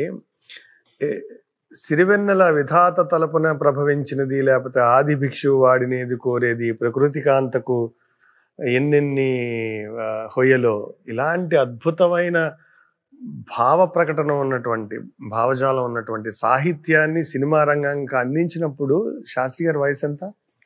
85 అంటే కరెక్ట్గా 30 సంవత్సరాలు. 30 సంవత్సరాలు. మీరు అన్నట్టుగా ఆ పాటలు విని ఆయన చూడకుండా ఉంటే ఆయన ఖచ్చితంగా 60 పైనే. ఈవెన్ బాలు గారు కూడా అలాగే అనుకున్నారు. బాలు గారిని విశ్వనాథ్ గారు పిలిచి ఇక్కడ ఒక మంచి కవి వచ్చాడు, మీరు నువ్వు వినాల్సిందే ఆ పాట రామంటే ఆయన వచ్చారు. అన్నయ్య చూసి వెతుక్కుంటున్నారు ఎక్కడ ఉన్నారు అని, ఎదుర్కొన్నా ఈయన ఈ పిల్లాడా అన్నట్టుగా చూశారు. అలా ఉండేది. తర్వాత ఏంటంటే అన్నయ్యకి ఒక అక్షరం కూడా తప్పు పడకూడదు అనేటువంటి నిబద్ధత. అందులో విధాత తలుపును ప్రభవించినది బాగా సంస్కృత భూయిష్టమైనటువంటి సమాసాలు పదాలు అవన్నీ ఉంటాయి కదా. అన్నయ్యకి ఫార్మల్ సంస్కృతం కానీ తెలుగు కానీ ఎడ్యుకేషన్ లేదు. నేను ఇంకా తెలుగు లిటరేచర్ BA చేశాను, అన్నయ్య అది కూడా చేయలేదు. అన్నీ కూడా ఆయన సొంతంగా చదువుకోవడం వల్ల వచ్చినటువంటి ధారణ వల్ల ఉన్నటువంటి మాట. ఆయనకి ఎలా ఉంటుందంటే ఒకదాని అంటే పదాలు వచ్చేస్తూ ఉంటాయి ఆయన పాట రాస్తే. అది నేను ప్రత్యక్షంగా చూశాను. పాట రాసినా ఉపన్యాసం ఇచ్చినా ఒక సరి అయిన చక్కగా సరిపోయేటువంటి ఉదాహరణలు, దానికి కావాల్సిన పద్యాలు, శ్లోకాలు, సామెతలు తన్నుకుని వస్తాయి. అది అన్నయ్య సాధన చేసింది కాదు. అందుకని ఏంటి, ఆయన రాసిన పాట తీసుకొచ్చి వాసా సుబ్రహ్మణ్య శాస్త్రి గారిని ఒక మాస్టర్ ఉండేవారు, సంస్కృత మాస్టర్, ఆయన చూపించి సార్ ఇందులో ఏమైనా తప్పులు ఉన్నాయంటే ఏం తప్పులు లేవు నాయన అని చెప్పేవారు. అన్నయ్యకి గురువుగారు శివానందమూర్తి గారు, ఆయనే అన్నయ్యకి ఒకసారి ఒక అష్యూరెన్స్ ఇచ్చారు. సీతారాం, నీకు ఏది అనిపిస్తే అది రాయి, అది తప్పకుండా శాస్త్ర వేద ప్రమాణం కలిగి ఉంటుంది. అబ్బా, అది నేను చెప్తా. నువ్వు రాసిన ప్రతిదానికి ఎవరు ఛాలెంజ్ చేసినా, ఎంత పెద్ద పండితుడు ఛాలెంజ్ చేసినప్పటికీ కూడా దానికి నేను ప్రమాణం చూపించగలను చెప్పి గురువుగారు చెప్పారు. సాక్షాత్ గురువుగారు. అంటే ఆయన ఒక మహావిజ్ఞాన ఖని. గురువుగారిని ఎవరు అంచనా వేయలేరు. అటువంటి మనిషి అలా చెప్పినప్పటికీ కూడా అన్నయ్య ఇంకా డిక్షనరీలో వెతుకుంటుంటే నేను అన్నివాడిని. గురువుగారు నీకు చెప్పిన తర్వాత నువ్వు ఒక్క పదం కూడా డిక్షనరీలో వెతికి అక్కర్లేదు. నువ్వు చేసింది కాదని నీకు తెలుసు, నాకు తెలుసు. ఇది అమ్మవారు నీ ద్వారా పలికిస్తున్న పలుకు, నువ్వు అన్నిసార్లు చెప్పావు, ఎందుకు అంత తాపత్రయపడతావు అని నేను అడుగుతూ ఉండేవాడిని. సో ఇది ఒక 2-3 సంవత్సరాల పాటు వచ్చేస్తాను అన్నాం. మేము మళ్ళా వచ్చేసేవాడు. వచ్చేసారా? సిరివెన్నెల తర్వాత వచ్చేసారు? వచ్చేసారు. కాకినాడ వచ్చాడు, ఉద్యోగంలో జాయిన్ అయ్యాడు. అదే వైజాగ్ అప్పుడు అనకాపల్లిలో ఉండేవాడు, ఉద్యోగానికి వెళ్ళేవాడు. మేము మళ్ళీ మాస్టర్ ఇంకా లేదు నువ్వు ఇక్కడ ఉండకూడదు అని చెప్పి మళ్ళీ మెయిల్కి మద్రాసు మెయిల్ టికెట్ తీయడం, బలవంతంగా ఎక్కించడం, పంపించడం. అలా 2-3 సంవత్సరాలు గడిచింది. తర్వాత ఇంకా అన్నయ్య అనేక రకాలైన జూనియర్స్ పాటలు అన్నీ రాయడంతో అన్నయ్య కూడా ఒక ఇది వచ్చేసింది, కాన్ఫిడెన్స్ వచ్చేసింది. కానీ అప్పుడు ఏ పాట రాసినప్పటికీ ఆ స్థాయిలో రాయాలని చెప్పి కచ్చిదేవి అని ఒక సినిమా వచ్చింది. సినిమా రాలేదు కానీ అందులో పాటలు కూడా అంత అద్భుతంగాను ఉంటాయి. కచ్చిదేవి అని సినిమా విడుదల కాలే కానీ పాటలు విడుదలై అద్భుతమైనటువంటి పాటలు. అలాగే ఒక 2-3 సంవత్సరాలు మాత్రం అదే నేను నా పుస్తకంలో కూడా రాశాను. నేను అన్నయ్య గురించి అన్నయ్య జీవిత చరిత్ర రాశాను. ఆ జీవిత చరిత్రలో ఇంత వ్యక్తిత్వం అంటున్నాం కాబట్టి అన్నయ్య వ్యక్తిత్వాన్ని మాత్రమే ప్రొజెక్ట్ చేసేలాగా రాశాను. ఒక వ్యక్తి అనేక రకాలైనటువంటి బలహీనతలు బలాలు అన్నీ కలగలుపుగా ఉన్నటువంటి వ్యక్తి ఒక పరిపూర్ణతని సాధించడానికి త్రికరణ శుద్ధిగా జీవించడం అనేటువంటి ఒక యజ్ఞాన్ని ఏ విధంగా చేశాడు అనేటువంటిది నిరూపిస్తూ ఆయన ఆ పుస్తకానికి పూర్ణత్వపు పొలిమేరలో అని పేరు పెట్టారు. బాబా పేరు పెట్టి ఆ పుస్తకం నేను ఆల్మోస్ట్ కంప్లీట్ చేసేసాను. అన్నయ్య చూశాడు, నా వ్యక్తిత్వాన్ని గట్టిగా పట్టుకున్నావు, నువ్వు ఒక్కడివే పట్టుకోగలిగావు, చాలా సంతోషం అని చెప్పాడు. అది అన్నయ్య అలా అర్ధాంతరంగా అదృశ్యం అయిపోవడం అందరికీ, ముఖ్యంగా నాకు చాలా బాధాకరమైనప్పటికీ కూడా ఆయన ఆ పుస్తకం చూశారు, ఆయన నేను రాసిన దాన్ని పూర్తిగా ఎండార్స్ చేశారు అనేటువంటి సాటిస్ఫాక్షన్ నాకుంది. అన్నయ్య ఏమిటంటే నిరంతరము తను అబ్జర్వ్ చేసుకుంటూ పరిశీలించుకుంటూ రిఫైన్ చేసుకునేటువంటి ప్రయత్నమే చేశాడు. All the life, entire life, ప్రతి క్షణం కూడా తను ఏ పని చేసినప్పటికీ ఇది రైట్ అయిందా తప్ప, రైటా తప్ప, దీన్ని నేను ఏం చేయాలి ఏం మరి అనేది చాలా షార్ట్ టెంపర్డ్గా ఉండేవాడు, అసహనంగా ఉండేవాడు. ఈ అసహనం, ఈ షార్ట్ టెంపర్డ్నెస్ ఇవన్నీ కూడా ప్రయత్నపూర్వకంగా పోగొట్టుకున్నాడు. అన్నయ్య చిన్నప్పటి నుంచి కూడా దయాహృదయుడు. మా ఇంట్లో మా అన్నయ్య మా పెద్ద చెల్లి ఇద్దరు కూడా ఎదుటివాడికి కన్నీళ్ళు వస్తే వాళ్ళు సహించలేకపోవాలి, దానికోసం ఏమైనా చేశాం. అది మొదటి నుంచే ఉంది. కానీ ఈ అదర్ యాంగులారిటీస్ ఏవైతే ఉన్నాయో అది కావాలని అన్నయ్య చెప్పాడు కూడా. నువ్వు ఇప్పుడు ఒకటి అనేవాడు, అందరి దగ్గర అనేవాడు, నువ్వు నాకన్నా ముందు పుట్టవలసిన వాడివి, నువ్వు అన్ని విధాలుగాను చాలా కామ్గా ఏమాత్రం డిస్టర్బ్ కాకుండా ఉంటావు, నేనేమో వాలటైల్గా ఉంటాను. ఈ వాలటైలిటీని నేను తగ్గించుకోవడానికి చాలా ప్రయత్నం చేశాను, చాలా మటుకు సాధించాను అని చెప్పాను. అది సత్యం. సో అన్నయ్య త్రికరణ శుద్ధిగా, అంటే ఏమి ఆలోచిస్తాడో అదే మాట్లాడతాడు, ఏం మాట్లాడతాడో అదే చేస్తారు. అందుకని చెప్పి మనుషుల మధ్య ఏ రకమైనటువంటి అంతరాలు ఉండవు. మనిషి మొట్టమొదటిగా మనందరం ఏమిటి, మనిషి తర్వాత మగవుతాడు, ఆడవుతాడు, పండితుడు అవుతాడు, పామరుడు అవుతాడు, ఇంజనీర్ అవుతాడు, డాక్టర్ అవుతాడు, మనిషి తర్వాత. కానీ మనిషిత్వం అనేటువంటిది నేను ఎప్పుడు 24 గంటలు ఆ మనిషిని ఏ మనిషినైనా కూడా అలాగే పొదుకునేవాడు. నాకు బాబాయ్తో మాట్లాడుతున్నట్టే ఉంది. అవే పదాలు మళ్ళీ రిపీట్ అవుతుంటే అక్కడ ఆయన కూర్చున్నారు, ఇక్కడ మీరు కూర్చున్నారేమో అనిపిస్తుంది. ఒక ఉదాహరణ చెప్తా. మా ఇంట్లో మా సాయి, మా అన్నయ్య పెద్ద కొడుకు, వాడి స్నేహితుడు ఒకతను మా ఇంట్లో ఉండేవాడు. అతనిది వేరే ఊరు, అందుకని మా ఇంట్లో ఉండేవాడు. మా ఇంట్లో ఉండి అన్నయ్యని పెదనాన్న అనేవాడు, మా ఉదయని దొడ్డమ్మ అనేవాడు, నన్ను బాబాయ్ అనేవాడు. అందరితోటి కాకపోతే మా ఇంట్లోనే భోజనం చేసేవాడు, అన్నీ మా ఇంట్లోనే. మా అమ్మనేమో మా మామగారు అనేవాడు అని. ఇది కొంచెం వార్త అయిపోయింది వార్తాపత్రికలో. ఇది ఎందుకు వార్త అయిందంటే అతను ముస్లిం కుర్రవాడు. ఒక ముస్లిం కుర్రవాడు శాస్త్రి గారి ఇంట్లో ఈ విధంగా ఒక సభ్యుడిగా ఎలా అయిపోయాడు అనేటువంటిది. అయితే అన్నయ్యకి పరిచయం అవ్వడమే ఆలస్యం. ఎవ్వరు పరిచయం అయినప్పటికీ కూడా వాళ్ళు మా విస్తృత కుటుంబంలో ఒక సభ్యుడిగా అయిపోవలసిందే. అందుకని అన్నయ్య ఎంతమంది మన దేశంలో ఉన్నారో అన్నయ్య బంధువులు, అంటే బంధువులు అంటే ఈ విస్తృత కుటుంబ సభ్యులు, అమెరికాలో కూడా అంత విస్తృత కుటుంబంగా అందరూ కూడా. తర్వాత ఎప్పుడు శాస్త్రి గారు అని పిలిస్తే ఆయన ఇష్టపడేవాడు. శాస్త్రి గారు ఏంటి, శాస్త్రి గారు లోకానికి, అదే శాస్త్రి గారు వార్తాపత్రికలో రావడానికి. నేను శాస్త్రి గారిని కాదు, నీ వయసు ఎంత, ఇంత అయితే నేను నీకు పెదనాన్న అవుతాను, లేకపోతే మామన్ అవుతాను. ఆడపిల్లలందరినీ కూడా బాబాయ్ అని పెదనాన్న అని పిలిచేవాడు, మగవాళ్ళందరినీ అల్లుడు అని పిలిచేవాడు. ఏరా తల్లి. ఆ విధమైనటువంటి బంధుత్వాలు కలుపుకోవడం అనేటువంటిది, అందరినీ బంధువుల్లా చూడడం అనేటువంటిది అన్నయ్య యొక్క ప్రత్యేకమైనటువంటి పర్సనాలిటీ. దానికి అలుపు ఉండేది కాదు. అది కేవలం ఇక్కడి నుంచి కాదు కదా, ఇక్కడి నుంచి పూర్తి హృదయంతో, మాట ద్వారా కాదు, హృదయంతో, మనసుతోటి దాన్ని వాళ్ళు నిజంగా అలాగే ట్రీట్ చేసేవారు కదా. అలాగే 100% అలాగే ట్రీట్ చేసేవారు. ఎంతో మంది అమ్మాయిల పెళ్లిళ్ళకి హెల్ప్ చేయడము, అలాగే కన్యాదానాలు చేయడం, అవి అలాగే. ఇప్పుడు ఈ కన్యాదానం చేయడం అనేటువంటిది సిరివెన్నెల సీతారామ శాస్త్రి అయిన తర్వాత కాదు, ఆయన ఉద్యోగం చేస్తున్నప్పుడు ఇంచుమించు మా నాన్నగారు మేమందరం కూడా క్వశ్చన్ చేస్తాం, నీకే 2 చెల్లెళ్ళు ఉన్నారు, ఇంకొక అమ్మాయిని చూసి కన్యాదానం చేయాల్సిన అవసరం నీకు ఏమిటి వచ్చిందని అడిగాం మేము. అంటే అప్పుడే చేశారా? అప్పుడే. ఇది 1975లోనో 74లోనో ఒక అమ్మాయి, బాగా పేదరికంలో ఉండేటువంటి అమ్మాయి, ఆ అమ్మాయి ఇంకొక అతను ప్రేమించుకున్నారు. వాళ్ళకి పెళ్లి చేసుకోవడానికి కూడా వేరు విధాలు లేదు. ఆ సందర్భంలో అన్నయ్య తను పిలుచుకుని వాళ్ళిద్దరికి పెళ్లి చేశాడు. మాకు తెలిసింది, నాన్నగారు నాన్నగారు డిస్కరేజ్ చేయలేదు, కానీ మరి నీకే 2 చెల్లెళ్ళు ఉన్నారు కదరా, మరి ఎందుకు చేసావు నువ్వు అని అడిగాను. అప్పుడు సమాధానం ఏం చెప్పాడు, నాకు 2 చెల్లెళ్ళు వాస్తవమే, కానీ ఆ చెల్లెడిద్దరికి తండ్రి ఉన్నాడు, ఇంకొక అన్నదమ్ముడు ఉన్నాడు, వాళ్ళు చేస్తారుగా, నేను ఆ అమ్మాయికి ఎవరు లేరని నేను చేశాను. అది అన్నయ్య యొక్క మానవత్వ కోణం ఉంటుంది. ఈ సినిమాల్లో వచ్చిన తర్వాత అది వేరు. సినిమాల్లో వచ్చిన తర్వాత కూడా ఏంటంటే ఒక అసిస్టెంట్ డైరెక్టర్ ఒక ఆయన ఉండేవాడు. ఆయన అన్నయ్యకి చెప్పలేదు, కానీ ఆ రోజు ఎందుకో బాగా ఆయన మూడీగా ఉన్నాడు. ఏం బాబు ఇలా ఉన్నామంటే, లేదు మా తమ్ముడికి క్యాన్సరు, దానికి ట్రీట్మెంట్ చేయిస్తున్నాం. ఆయన అడగలేదు కూడా, డబ్బులు ఇవ్వండి అని అడగలే. అప్పటికప్పుడు ₹1,00,000 తీసేసి ఉంచాను. ఆ విధంగా తక్షణమే వేస్తాడు. ఇంకొకటి అంటే, ఇది తెలిసిన వాళ్ళకి, తెలియని వాళ్ళకి ఒకసారి దివిసీమ వచ్చింది కదా, దట్ ఈజ్ ఇన్ 78లో దివిసీమ ఉప్పెన వచ్చి మహా విధ్వంసం జరిగిపోయింది. అప్పుడు అన్నయ్య ఉద్యోగం చేస్తున్నాడు, ₹260 అంత ఉండేది జీతం. అది ఎవరైనా వాళ్ళు అందరూ కూడా డొనేషన్స్ ఇస్తే బాగుంటుంది, అంత వీలైతే అంత అని చెప్పి ఒక పిలుపు ఇచ్చారు. అన్నయ్య జీతం అందుకుని వెంటనే ఇచ్చేశాడు. బాబోయ్, ఇది మా అన్నయ్య వియ్యంకుడు శరత్ బాబు గారు ఆయన స్వయంగా నాకు చెప్పాడు. ఇచ్చేసి మరి గడవాలిగా పూట అన్నయ్య దగ్గరికి, అప్పటికి నాన్నగారు కూడా లేరు. శరత్ బాబు గారి దగ్గరికి, శరత్ నాకు కొన్ని డబ్బులు కావాలన్నారు. అప్పుడు పరిస్థితి అండి, ఎవరి పరిస్థితిలో కూడా ఒకళ్ళకొకళ్ళు డబ్బులు ఇచ్చుకుని ఇవ్వగలిగినటువంటి ఆర్థిక పరిస్థితి కాదు. మరి జీతం వచ్చింది కదా నిన్నే అన్నట్టు ఇలా దివిసీమకి ఇచ్చేసాను.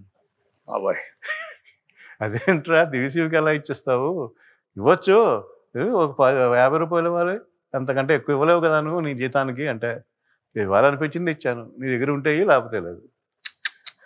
ఆ విధమైనటువంటి అంత ఎంత గొప్ప విషయం బాబాయ్. మీరు అంటే ఒక ₹1,00,00,000 ఉన్న వాళ్ళు 10,000 ఇవ్వడం, ₹1,000 ఇవ్వడం, 10,000 ఇవ్వడం అది గొప్ప విషయం కాదు.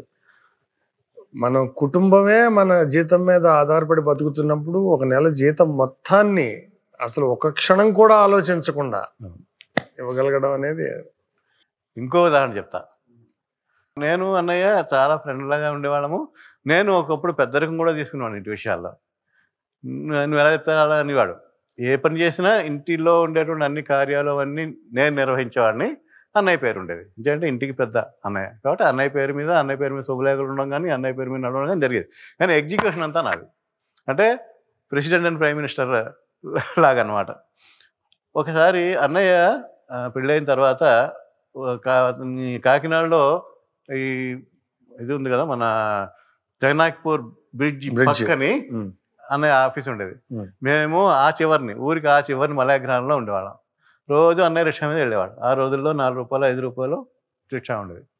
సో చాలా మటుకు జీతం రిక్షాకి అయిపోయేది పరిస్థితి.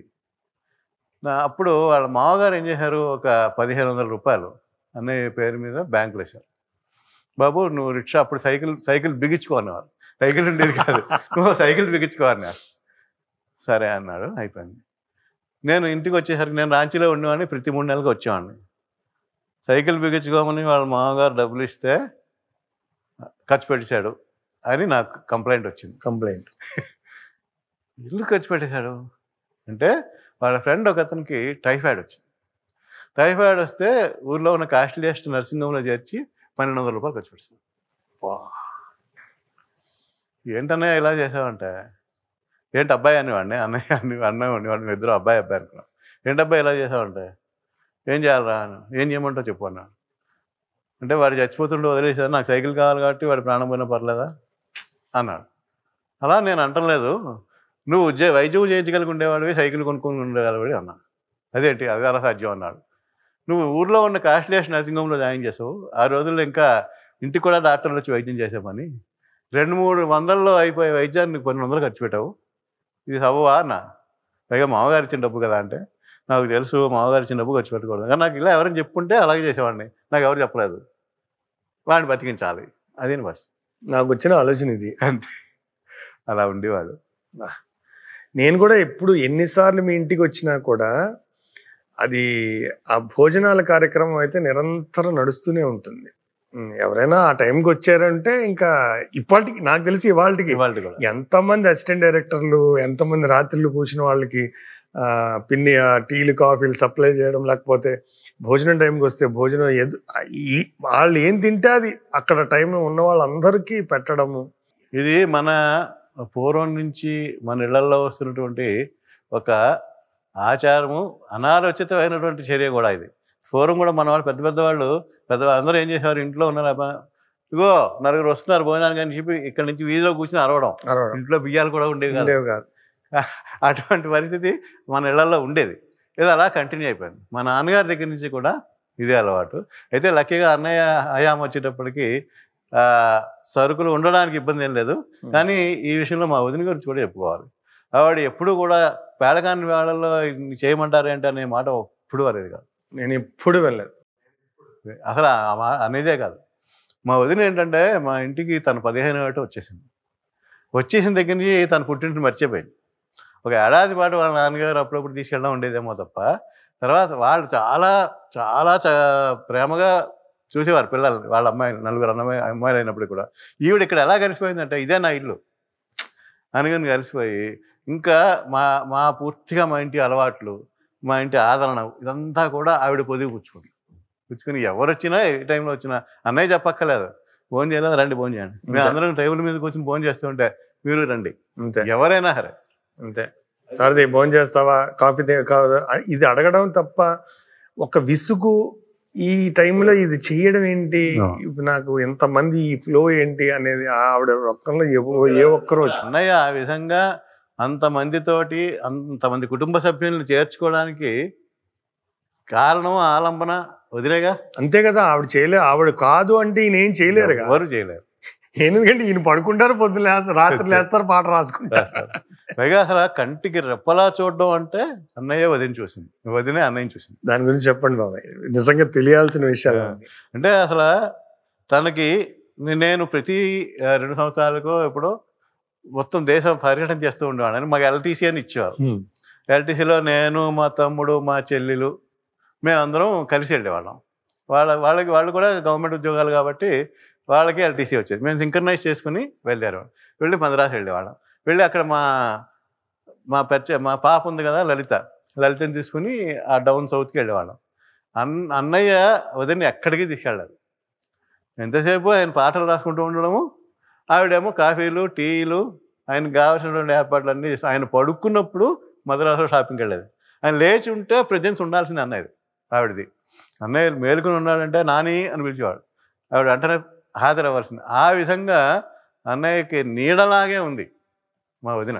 చాలా సందర్భాల్లో ఈయన పాట రాసుకుంటూ ఉంటే అన్నం కలిపి తెస్తే ఆయన ఏం కలిపారు, ఏం తింటున్నారు అనేది కూడా లేదు, పాట మీద చేసి ఇది ఒక సైడ్ యాక్టివిటీ అంతే. అంటే తలదూవడం దగ్గర నుంచి, తర్వాత మందులు ఇవ్వడం దగ్గర నుంచి, అన్నం తినిపించడం దగ్గర నుంచి అన్నీ ఆయన పాటలు యజ్ఞం అంత కఠోరంగా నిర్వహించగలగడానికి పూర్తి సహకారం వదింది, ఇంకెవరు ఇవ్వలేరు. అందుకని అన్నయ్య అనేవాడు, తను నా బెటర్ హాఫ్ కాదు, బెటర్ 3/4 అనేవాడు. నేను మళ్ళీ 1/4, ఆవిడ బెటర్ 3/4. జానకి గారు, సుశీల్ గారు అన్నారట, సిరి ఆవిడ వెన్నెల మీరు అబ్బా అన్నారు. చాలా అంటే ఒక రకంగా చిన్నప్పటి నుంచి మొదటి హాఫ్ లో మీరు నిర్వర్తిస్తే తర్వాత పిన్ని బాధ్యతని పూర్తిగా అలా, లేకపోతే ప్రపంచానికి మీద ఇంత వెన్నెలు కురిసేది కాదు.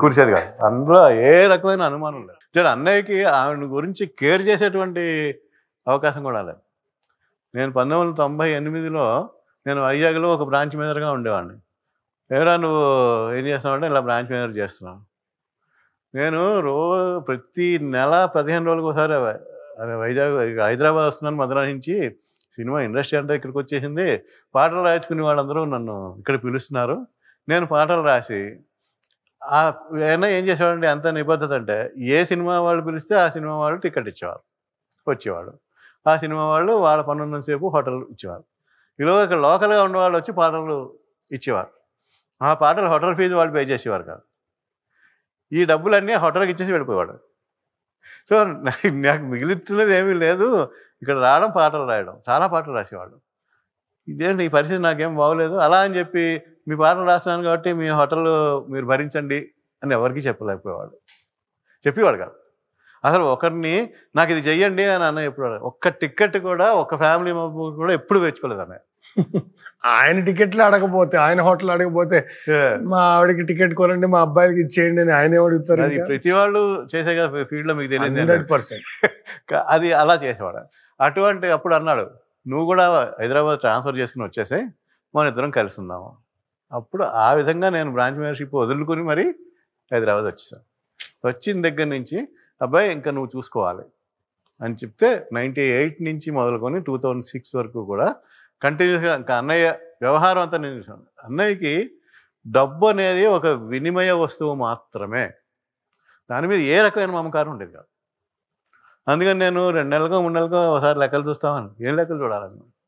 డబ్బులు కావాలా చెప్పు, ఎంత కావాలో చెప్పు, లెక్కలు చూడరా అనేవాడు. ఆ విధంగా 2006 వరకు. అసలు ఆయనకి పాటల ద్వారా ఎంత సంపాదిస్తున్నారు, అవన్నీ ఎక్కడున్నాయి, క్రెడిట్ కార్డు, డెబిట్ కార్డు ఇలాంటివి తెలియదు. క్రెడిట్ కార్డు నాకే ఉండే 2-3.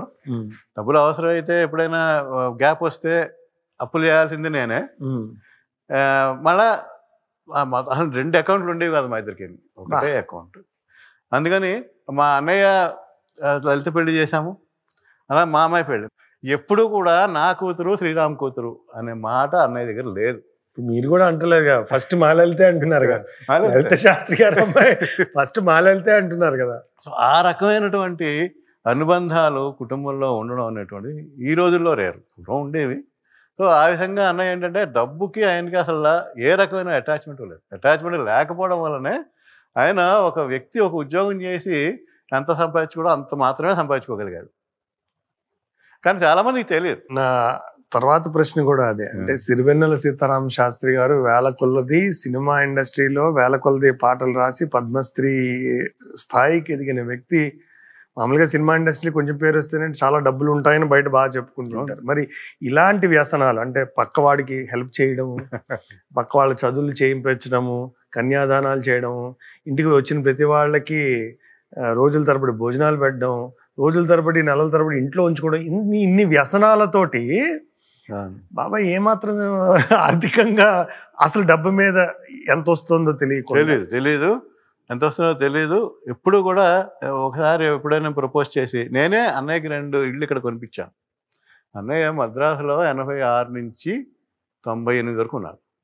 ఒక ఫ్లాట్ కూడా కొనుక్కోలేదు. ఒక ఫ్లాట్ కొనుక్కోకపోవడం సరి కదా, ఒక 4 లక్షలు అడ్వాన్స్ ఇచ్చాడు ఓ ఫ్లాట్కి. మోదీని చెప్పగా ఏవో కడుతున్నారు, అడ్వాన్స్ ఇస్తే నెమ్మదిగా ఇచ్చుకోవచ్చు ఇన్స్టాల్మెంట్స్లో. అంటే ఎప్పుడు ఇన్స్టాల్మెంట్లో కట్టుకోవాల్సిన తప్ప ఒకేసారి డబ్బు ఇచ్చే పరిస్థితి కూడా ఉండేది కాదు, హైయెస్ట్ పేడ్ లిరిక్ రైటర్ అయినప్పటికీ కూడా. అంటే ఇచ్చాడు. ఈలోగా చిన్న రిసెషన్ వచ్చింది. ఆ రిసెషన్ వస్తే అతను ఆగిపోయింది ప్రాజెక్టు. ఈలోగా అన్నయ్య ఇక్కడికి వచ్చేసాడు. మాస్టారు నేను ఏంటి అక్కడ 4 లక్షలు ఇచ్చావు, కొని ఇచ్చి మళ్ళీ అలాగా అక్కడ అక్కర్లేదు కదా మనకంటే. వాడు ఏమిస్తారా, వాడే యుద్ధంలో ఉన్నాడు అన్నాడు. అలా కాదు, అప్పుడు మేము కనుక్కొని ఇన్కమ్ ట్యాక్స్ వాళ్ళని పట్టుకొని వాళ్ళ మీద కొంచెం ప్రెషర్ పెడితే 2 లక్షలు సంపాదించాం, వసూలు చేసాం. ఇంకా 2 లక్షలు రావాలి. మాకు తెలియకుండా ఒకసారి మద్రాసు వెళ్ళి, బాబు మీకు ఏమి ఇబ్బంది లేకుండా ఎప్పుడు ఇవ్వగలితే అప్పుడు ఇవ్వడాను అని చెప్పేసి వచ్చారా? చెప్పేసి వచ్చిన తర్వాత వాళ్ళు ఏమిస్తారు, మేమే అడుగుతాం, మేము అడగలేం కదా. సారే అడగినప్పుడు మీరు ఎందుకు అడుగుతున్నారంటారు. ఆ విధంగా ఉండేదన్నమాట. అంటే ప్రతి వాళ్ళ మీద జాలే. అయితే ఏం కొదవ బాబాయ్, డబ్బు మీదే ధ్యాస పెట్టుంటే ఇంకొక 10 ఇళ్ళు 2 రోల్స్ రాయిస్లు కొనుక్కునేవారేమో. కానీ అలా సంపాదించిన వాళ్ళు కోట్ల మంది ఉన్నారు. కానీ వెళ్ళిపోయినా కూడా కోట్ల మంది మాట్లాడుకునే ఆస్తిని సంపాదించి అభిమానాన్ని సంపాదించుకున్నారు కదా. ఇప్పటికీ కూడా కొన్ని వేల గుండెల్లో అన్నయ్య అలా నిలిచి ఉన్నారంటే ఆ వ్యక్తిత్వం కారణం. ఆయన ప్రతిభ ఎంత కారణమో అంతకంటే ఎక్కువ కారణం అన్న వ్యక్తిత్వం. అంతమందిని అంటే మనిషితనం అనేటువంటి దాని నిరంతరం మాట్లాడుతూ మనిషిని ప్రేమించడం, పొదువుకోవడం అనేటువంటిది అన్నయ్య యొక్క వ్యక్తిత్వంలో ప్రధానమైనటువంటి లక్షణం. నా ఉచ్ఛ్వాసం కవనం. శ్రీ డెవలపర్స్ నా ఉచ్ఛ్వాసం కవనం powered by university of silicon Andhra, silicon Andhra Manabadi, delta Srihari Panchatulasi. Co sponsored by LIC of India, Pratibha biotech private limited. బాబాయ్ మీరు కేవలం సీతారాం శాస్త్రి గారికి సోదరుడు మాత్రమే కాదు, ఇవాళ ఫిల్మ్ ఇండస్ట్రీలో one of the top most directors Trivikram Srinivas గారికి స్వయాన మావగారు కూడా. అంటే సౌజన్యకి భర్త. సౌజన్య మంచి నాట్య కళాకారిణి. నేను చిన్నప్పటి నుంచి అప్పటి నుంచి చూస్తూ ఉన్నాను. అయితే వీళ్ళిద్దరి ఇది కూడా బాబాయ్ చేతుల మీదుగా జరిగిందా, శాస్త్రి గారి చేతుల మీదుగానే జరిగిందా? 100%. నేను బాంబేలో ఒక ట్రైనింగ్లో ఉన్నా. అన్నయ్య ఫోన్ చేశాడు. చేసి ఒక కుర్రాడిని చూశాను, ఆ కుర్రాడిలో ఉండే ప్రతిభ కొట్టొచ్చినట్టు కనపడుతున్నది, ఇప్పుడిప్పుడే సినీ ఫీల్డ్లో ప్రవేశం చేశాడు, చాలా హైట్స్కి వెళ్ళిపోతాడు అతను, ఆ ముఖంలోనే ఆ వర్చస్సు, ఆ మాటలో అతను రాసేటువంటి మాటల్లో ఉండేటువంటి పదును చూస్తే నాకు చాలా నచ్చింది. చిన్నుని, మా అమ్మాయిని చిన్ను అంటాము, చిన్నుని ఇవ్వాలనుకుంటున్నాను, నీ ఉద్దేశం ఏమిటి అన్నాడు. నీకు నచ్చింది కదా అన్న. నాకు నచ్చింది. జాతకం చూపించావా అన్న. చూపించాను. చాలా బాగుంటుంది వీళ్ళిద్దరి మధ్య జోడి అని. మరి ఇంకా ఆలస్యం ఎందుకు, నీ ఇష్టం అంతే. అయితే అంటే అప్పటికి ఇంకా అన్నయ్య కూతురికి ఇంకా అంటే లలితకి ఇంకా పెళ్లి కాలే, అందుకని లలిత పెళ్ళి అయ్యే వరకు ఆగవలసి వస్తుంది అని మేము ఇద్దరం అనుకుంటే, శ్రీనివాస్ కూడా అదే అన్నాడు, నాకు కూడా టైం కావాలి, నేను ఇంకా పూర్తిగా సెటిల్ అయినట్టు కాదు, నాకు కూడా టైం కావాలి అన్నాడు. అంటే అప్పుడు ఫార్మల్ పెళ్లి చూపులు ఎప్పుడు చూసాము, లలిత పెళ్లి నుంచి వెనక్కి వస్తూ వెళ్ళాం వాళ్ళ నాన్నగారిని కలవడానికి. అది కేవలం ఫార్మలే, ఎందుకంటే అది డిసైడ్ అయిపోయింది, వాళ్ళిద్దరూ ఇష్టపడ్డారు, వాళ్ళ నాన్నగారు కూడా అభ్యంతరం చెప్పారు, నీకు ఎవరైనా నీకు ఇష్టపడితే నాకు ఇష్టమే అని వాళ్ళ నాన్నగారు కూడా క్లియరెన్స్ ఇచ్చేశారు. కానీ ఒకసారి వెళ్ళాలిగా ఆడపిల్ల తండ్రిగా మేము వెళ్ళాం అనమాట. నేను అన్నయ్య వెళ్ళాము. వెళ్ళి వాళ్ళ యొక్క భీమవరంలో వాళ్ళ ఇల్లు వాళ్ళ ఫ్యామిలీ అంతా చూసి ఇలా ఫార్మల్గా ప్రపోజ్ చేశాను. అప్పటికి త్రివిక్రమ్ శ్రీనివాస్ గారి జర్నీ మొదలైపోయిందా రచయితగా? అయిపోయింది. అప్పటికి వరుసగా 3 సార్లు ఆయనకి ఇది వచ్చేసింది, ఇది నంది అవార్డు సంభాషణ రచయితగా. మా అమ్మాయి పెళ్ళి, ఆయన ఫస్ట్ డైరెక్షను సినిమా విడుదల అవ్వడము పక్క రోజులు. ఏ సినిమాది? నువ్వే అక్టోబర్ 11 అనుకుంటాను, పెళ్లి 10 లేకపోతే 10 పెళ్లి 11 రిలీజ్ అయింది. అలా జరిగింది. ఓకే. సో మొత్తానికి అది కూడా శాస్త్రి గారి చేతుల మీద జరిగింది. అన్నయ్యకి విపరీతమైనటువంటి ఆ ప్రతిభ పట్ల ఆరాధన, అన్నయ్య ప్రతిభ పట్ల త్రివిక్రమ్కి ఎంత ఆరాధనో అంతకంటే మించిన ఆరాధన త్రివిక్రమ్ ప్రతిభ పట్ల, త్రివిక్రమ్ వ్యక్తిత్వం పట్ల.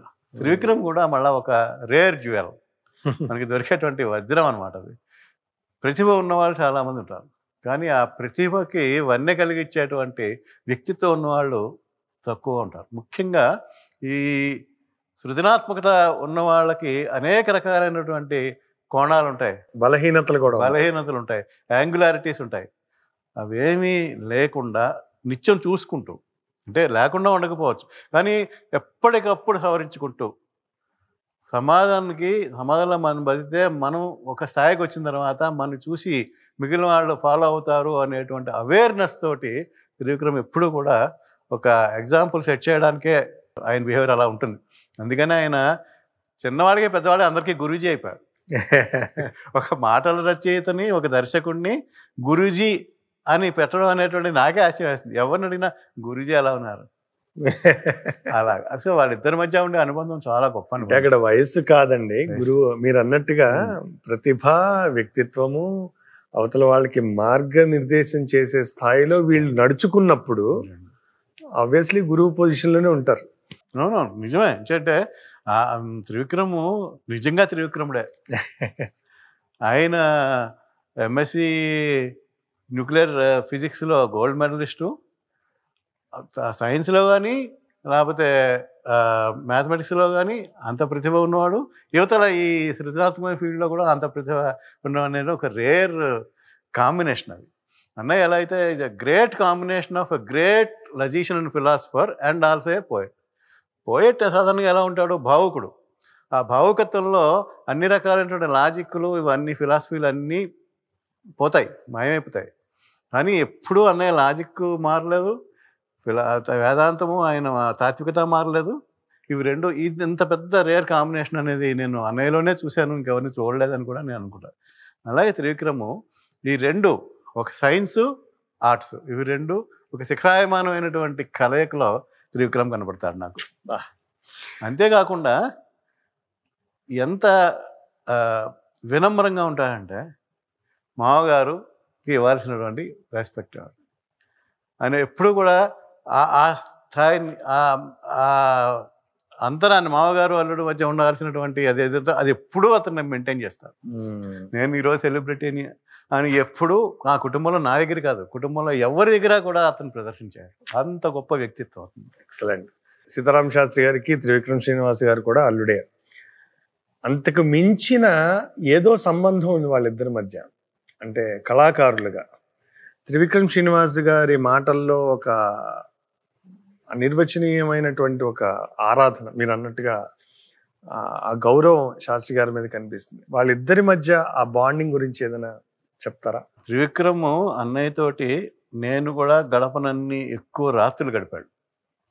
అన్నయ్య పాటలు, ఆయన పాట రాయించుకోవడం ఒక మిషగా వచ్చినప్పటికీ కూడా అన్నయ్య పాటలు, రకరకాల పాటలు అన్నయ్య పాడడము, దాని మీద విశ్లేషణలు, సంభాషణలు రాత్రులు గడిచిపోయి. అందుకనే త్రివిక్రమ్ అప్పుడప్పుడు అన్నయ్య పాటల విశ్లేషణ చూస్తే చాలా ఆశ్చర్యం వేస్తుంది. ఎంత లోతుగా విశ్లేషణ చేస్తాడో చెప్పడం. అట్ ది సేమ్ టైం అన్నయ్యని బాగా ప్రొటెక్ట్ చేసిన వాళ్ళలో త్రివిక్రమ్ ఒకడు. అన్నయ్య మీద ఏగ వాడడానికి వీల్లేదు, ఎవరైనా హరే. ఆ రకమైనటువంటి ప్రొఫెషన్. పైగా ఎప్పుడు బయటికి అలా కనపడ్డు. శాస్త్రి గారిని బాగా పరిరక్షిస్తాడు, ప్రొటెక్ట్ చేస్తాడు అనేటువంటి ఫీలింగ్ ఎవరికి ఇంట్లో వాళ్ళకి కూడా కలగదు. కానీ నిరంతరము అన్నయ్యకి ఏం కావాలి, అన్నయ్యకి ఎలా కంఫర్ట్ ఇవ్వాలి చాలాసార్లు చెప్పేవాడు. మీరు పాటలు రాయడమే మీ పని, మిగిలిన ఏవి కూడా మీరు పట్టించుకోవద్దు, మేము అందరం ఉన్నాం అని అన్నయ్యకి ఆ భరోసా కూడా అన్నయ్య ఇచ్చేవాడు. నాకు ఏ రకమైనటువంటి అసౌకర్యం కలగడానికి వీల్లేదు. అలా ఆఖరిని కూడా నిజంగా తలుచుకుంటే ఇప్పటికి కూడా కళ్ళు చెమరుస్తాయి. నేను చాలా క్యాజువల్గా ఉండేటువంటి మనిషిని. ఎవరు ఏ స్థాయి, సమాజంలో ఏ స్థాయి కూడా నేను పెద్దగా పట్టించుకునే మనిషిని కాను. అన్నయ్య చనిపోయిన తర్వాత మామూలుగా ఇప్పుడు అన్నయ్య ఉంటున్న ఒక ఫ్లాట్స్, సామాన్య అపార్ట్మెంట్స్ని తీసుకెళ్ళిపోయి అక్కడ పెడదాం అనుకున్నాను. త్రివిక్రమ్ ఎంత ఆలోచించాడంటే అక్కడ పెడితే ఎలా తట్టుకుంటాం, అన్నయ్యకి ఎంతమంది అభిమానులు, ఎంత సముద్రంలా ఉంటుంది. అందుకని చెప్పి మొత్తం ఆ కార్యక్రమం అంతా, అంతిమ యాత్ర అంతా బెరియల్ గ్రౌండ్కి రావడం తప్ప రాకూడదు అతను, బికాస్ తల్లిదండ్రులు ఉన్న వాళ్ళు కాబట్టి. అంతవరకు మొత్తం ప్రతి క్షణము అతను సూపర్వైజ్ చేసేసాడు.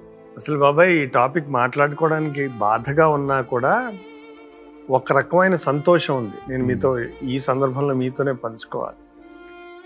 ఆ రోజు ఆ ఫిల్మ్ ఛాంబర్ ఆఫ్ కామర్స్లో బాబాయ్ని ఉంచినప్పుడు ఇండస్ట్రీ మొత్తం, అంటే ఇంకా చిన్న టెక్నీషియన్ దగ్గర నుంచి టాప్ మోస్ట్ హీరో వరకు, డైరెక్టర్ల వరకు అక్కడికి రాని వాళ్ళు లేరు, ఆయనకి ఆ ట్రిబ్యూట్ పే చేయని వాళ్ళు లేరు. నాకు తెలిసి తెలుగు సినిమా చరిత్రలో ఒక రచయితకి జరిగిన ఒక అద్భుతమైన సన్మానం అనొచ్చు. అంటే వీడ్కోలు అనడం కన్నా బాబాయ్ పట్ల వారికి ఉన్న అనుబంధం, రెస్పెక్ట్ అనండి, ఏమైనా. ఇప్పుడు త్రివిక్రమ్ గారు చాలా గొప్పగా ఆలోచించారు, no doubt about it. Trivikram గారికి మనం అందరం యాక్చువల్గా ఆ థాట్కి, ఆయన చేసిన దానికి ఎప్పుడు సలాం చేయాల్సిందే. అయితే చేసినంత మాత్రాన్ని అందరూ రావాలి లేదుగా.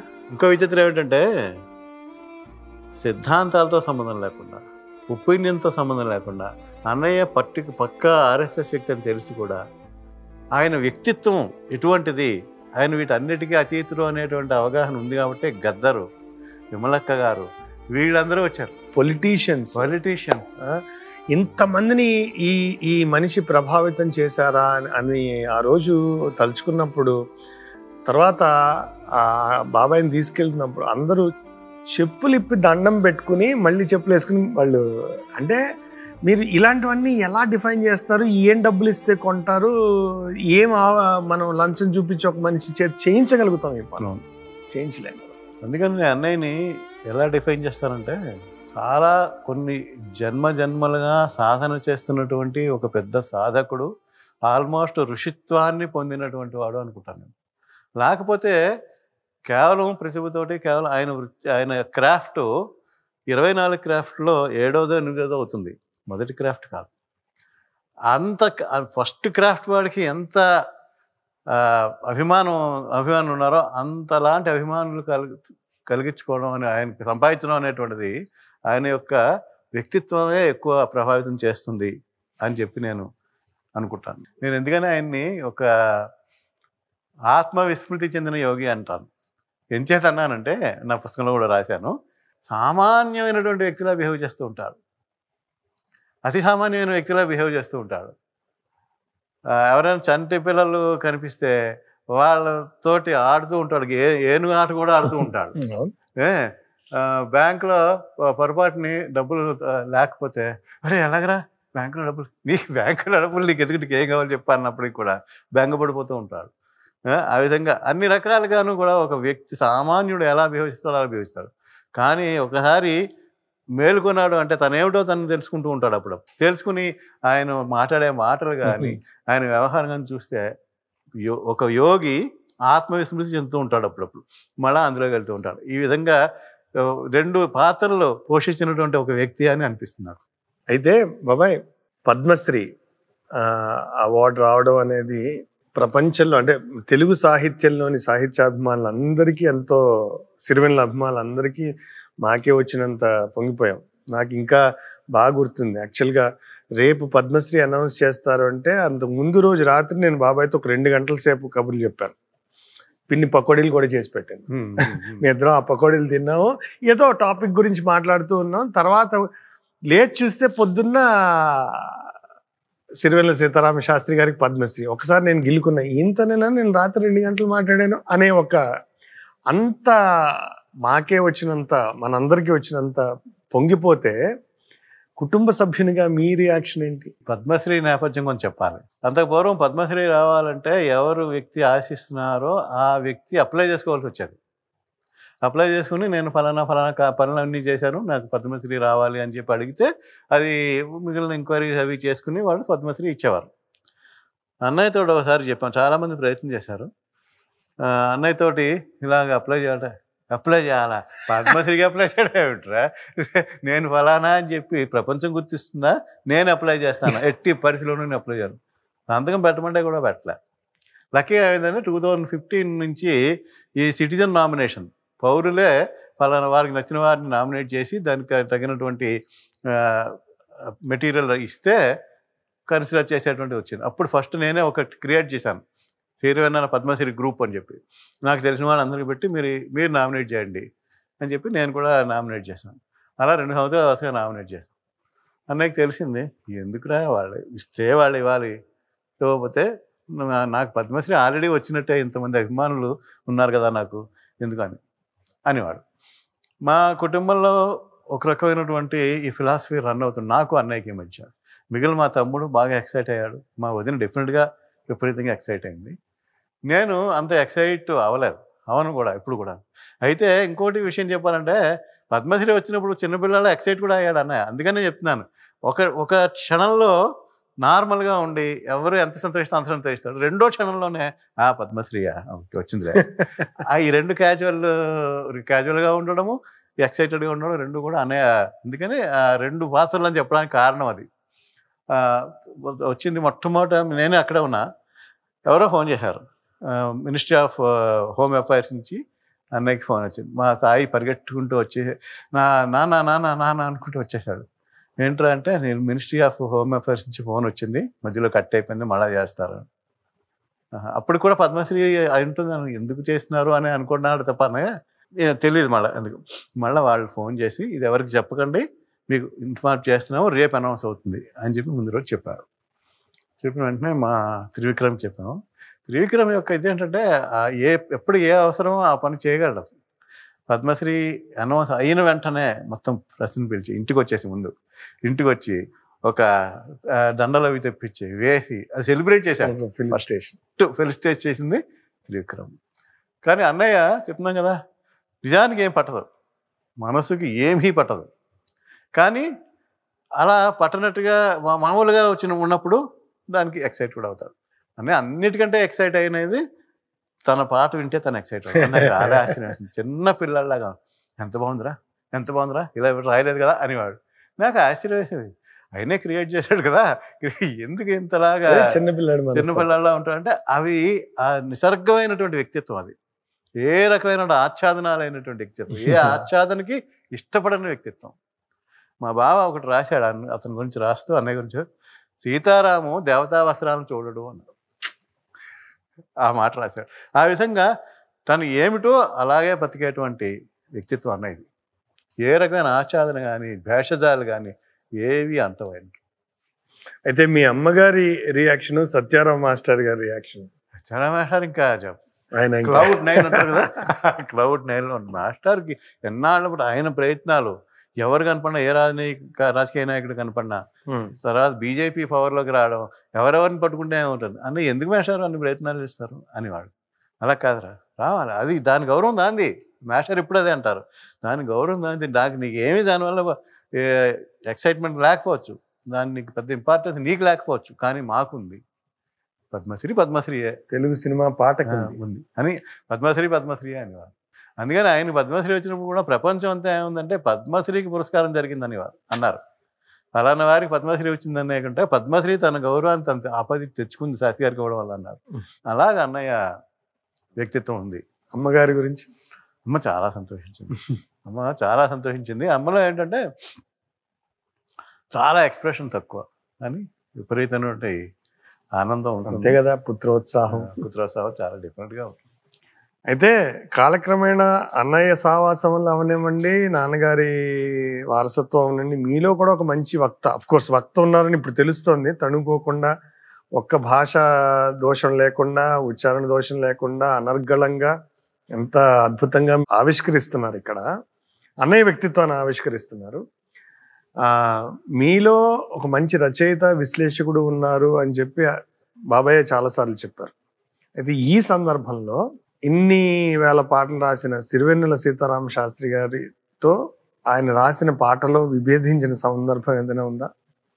మీకు నచ్చనిది, లేకపోతే నచ్చడం అంటే పర్సనల్ ఒపీనియన్ ఉండొచ్చు కదా బేసికలీ, అలాంటి సందర్భాలు ఏమైనా ఉన్నాయా? నాకు అన్నయ్యతో ఏంటంటే, అన్నయ్య రాసిన పాటలు నాకు ఒక డిఫెక్ట్ ఉంది.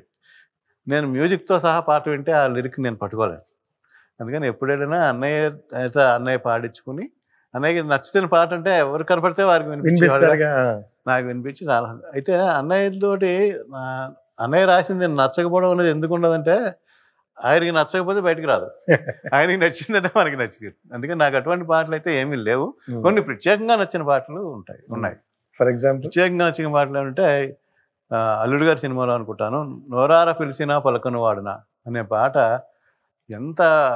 ఎంత అద్భుతంగా ఉంటుందంటే, అదొక పాట నాకు చాలా ఇష్టం. అంటే ఆ సంబంధాలు, నిన్నటి వరకు నేను ఒంటరి వాడిని, ఇప్పుడు ఒకటి చేరి నాకు విలువ వచ్చిందని ఒక పాట ఉంటుంది, అది మీకు తెలుసు కదా, అదొకటి. రెండోది 1, 2, 3, 4, 9 వరకు ఉంటే విడివిడి సంఖ్యలు, అవే కనుక కలిసి ఉంటే అది మనం లెక్క పెట్టలేనంత అంకెలు సంఖ్యగా మారడం అనేటువంటి కాన్సెప్ట్, అది నాకు చాలా బాగా నచ్చింది.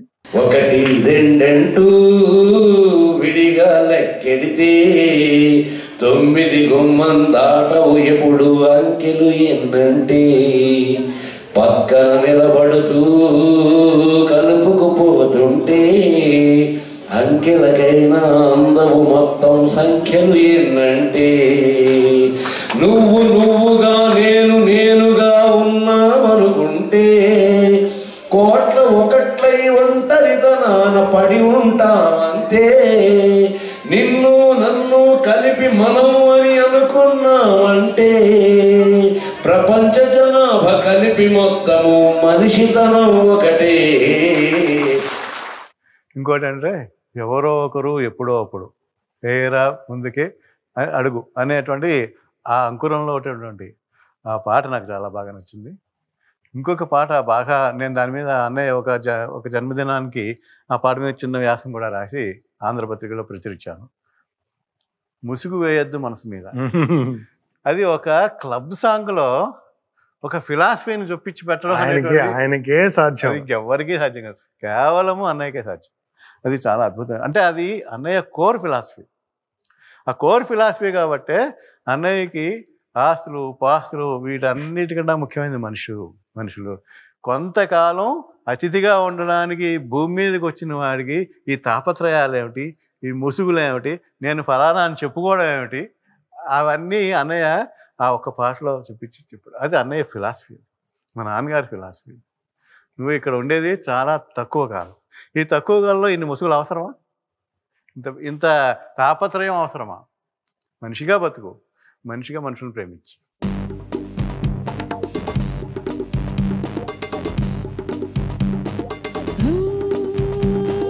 ముసుగు వెయ్యొద్దు మనసు మీద, వలలు వెయ్యొద్దు వయసు మీద. ముసుగు వెయ్యొద్దు మనసు మీద, వలలు వెయ్యొద్దు వయసు మీద. ఎగరనివ్వాలి కుర్రాళ్ళ రెక్కల్ని తుఫాను వేగాలతో.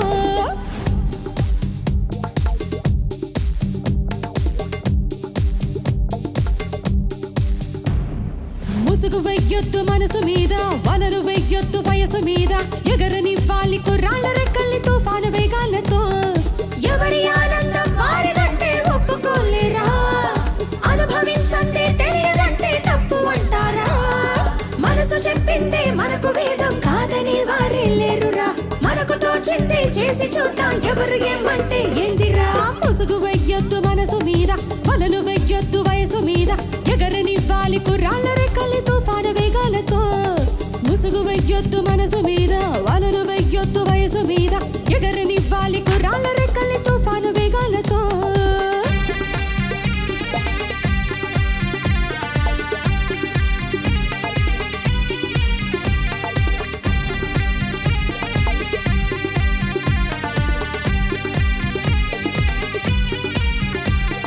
సూర్యుడైనా చూపగలడా రేయి చాటున్న రేపుని, చీకటైనా ఆపగలదా వచ్చే కలల్ని వద్దని.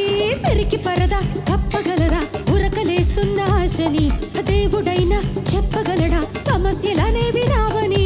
ఎన్నో అందాలు స్వాగతిస్తూ కళ్ళ ముందుండగా అందుకోకుండా ఆగిపోతూ ఉసురు అంటే ఎలా. ఈ ఉడుకు ఈ దుడుకు ఈ వెనక్కి తిరగని పరుగు ఉండదుగా కడ వరకు. ఈ వయస్సుని లాగి కరిగిపో నీకు. ముసుగు వెయ్యొద్దు మనసు మీద, వలలు వెయ్యొద్దు వయసు మీద. ముసుగు వెయ్యొద్దు వలలు వెయ్యొద్దు, ఎగరనివ్వాలి తుఫాను వేగాలతో.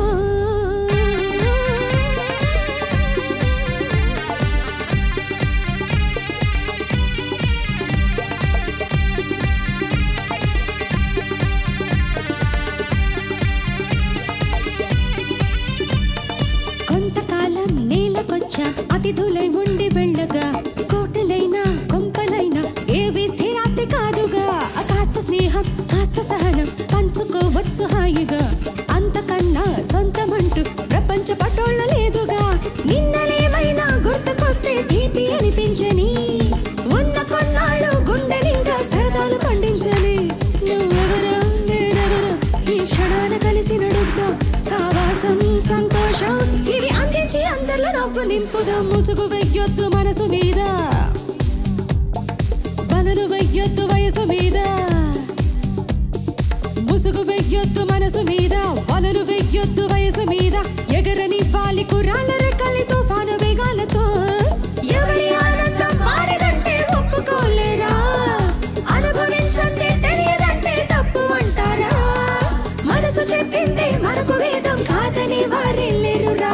మనకు తోచిందే చేసి చూద్దాం, ఎవరు ఏమంటే ఏందిరా. ముసుగు వెయ్యొద్దు మనసు మీద, వలలు వెయ్యొద్దు వయసు మీద. ఎగరనివ్వాలి కుర్రాళ్ళ రెక్కల్ని తుఫాను వేగాలతో. ముసుగు వెయ్యొద్దు మనసు మీద, వలలు వెయ్యొద్దు వయసు మీద.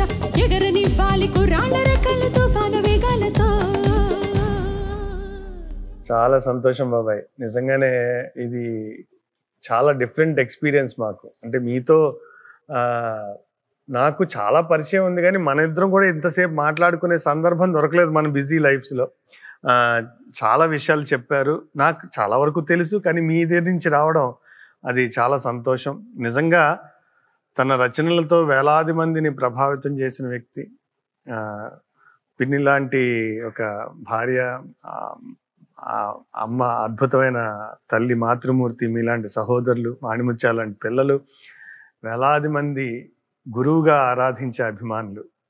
ఎంతకన్నా గొప్ప ఆస్తిపరుడు ఎవరుంటారు? ముగిచే ముందు అన్నయ్య గురించి ఒకటి చెప్తా.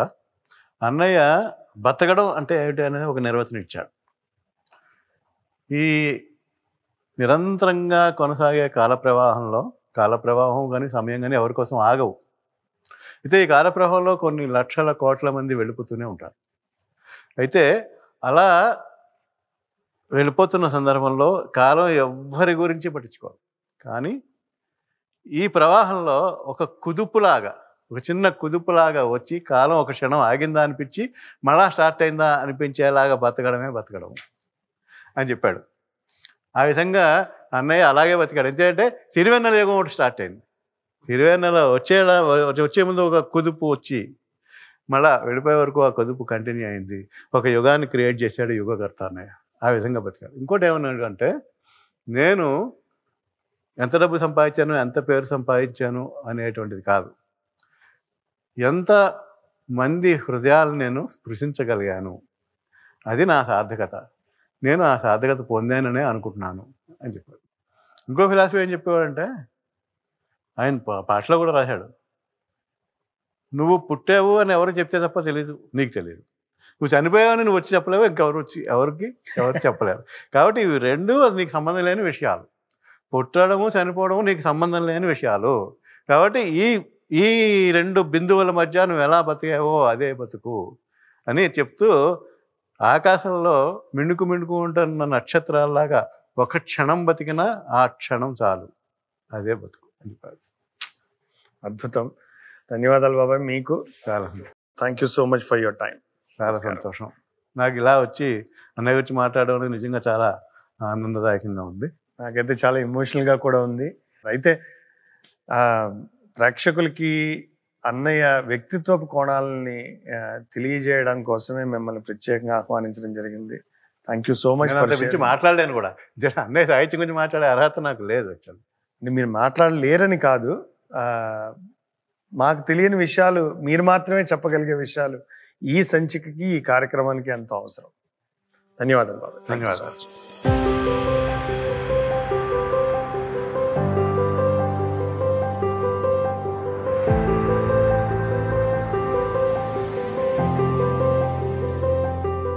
యూజువల్గా శాస్త్రి గారు ఎప్పుడు కథ అడుగుతారు కదా, మీరు కథ చెప్పుంటారు కదా ఆయనకి. నా ఉద్దేశం ఏంటంటే, నాకు ఆ అర్హత లేదు.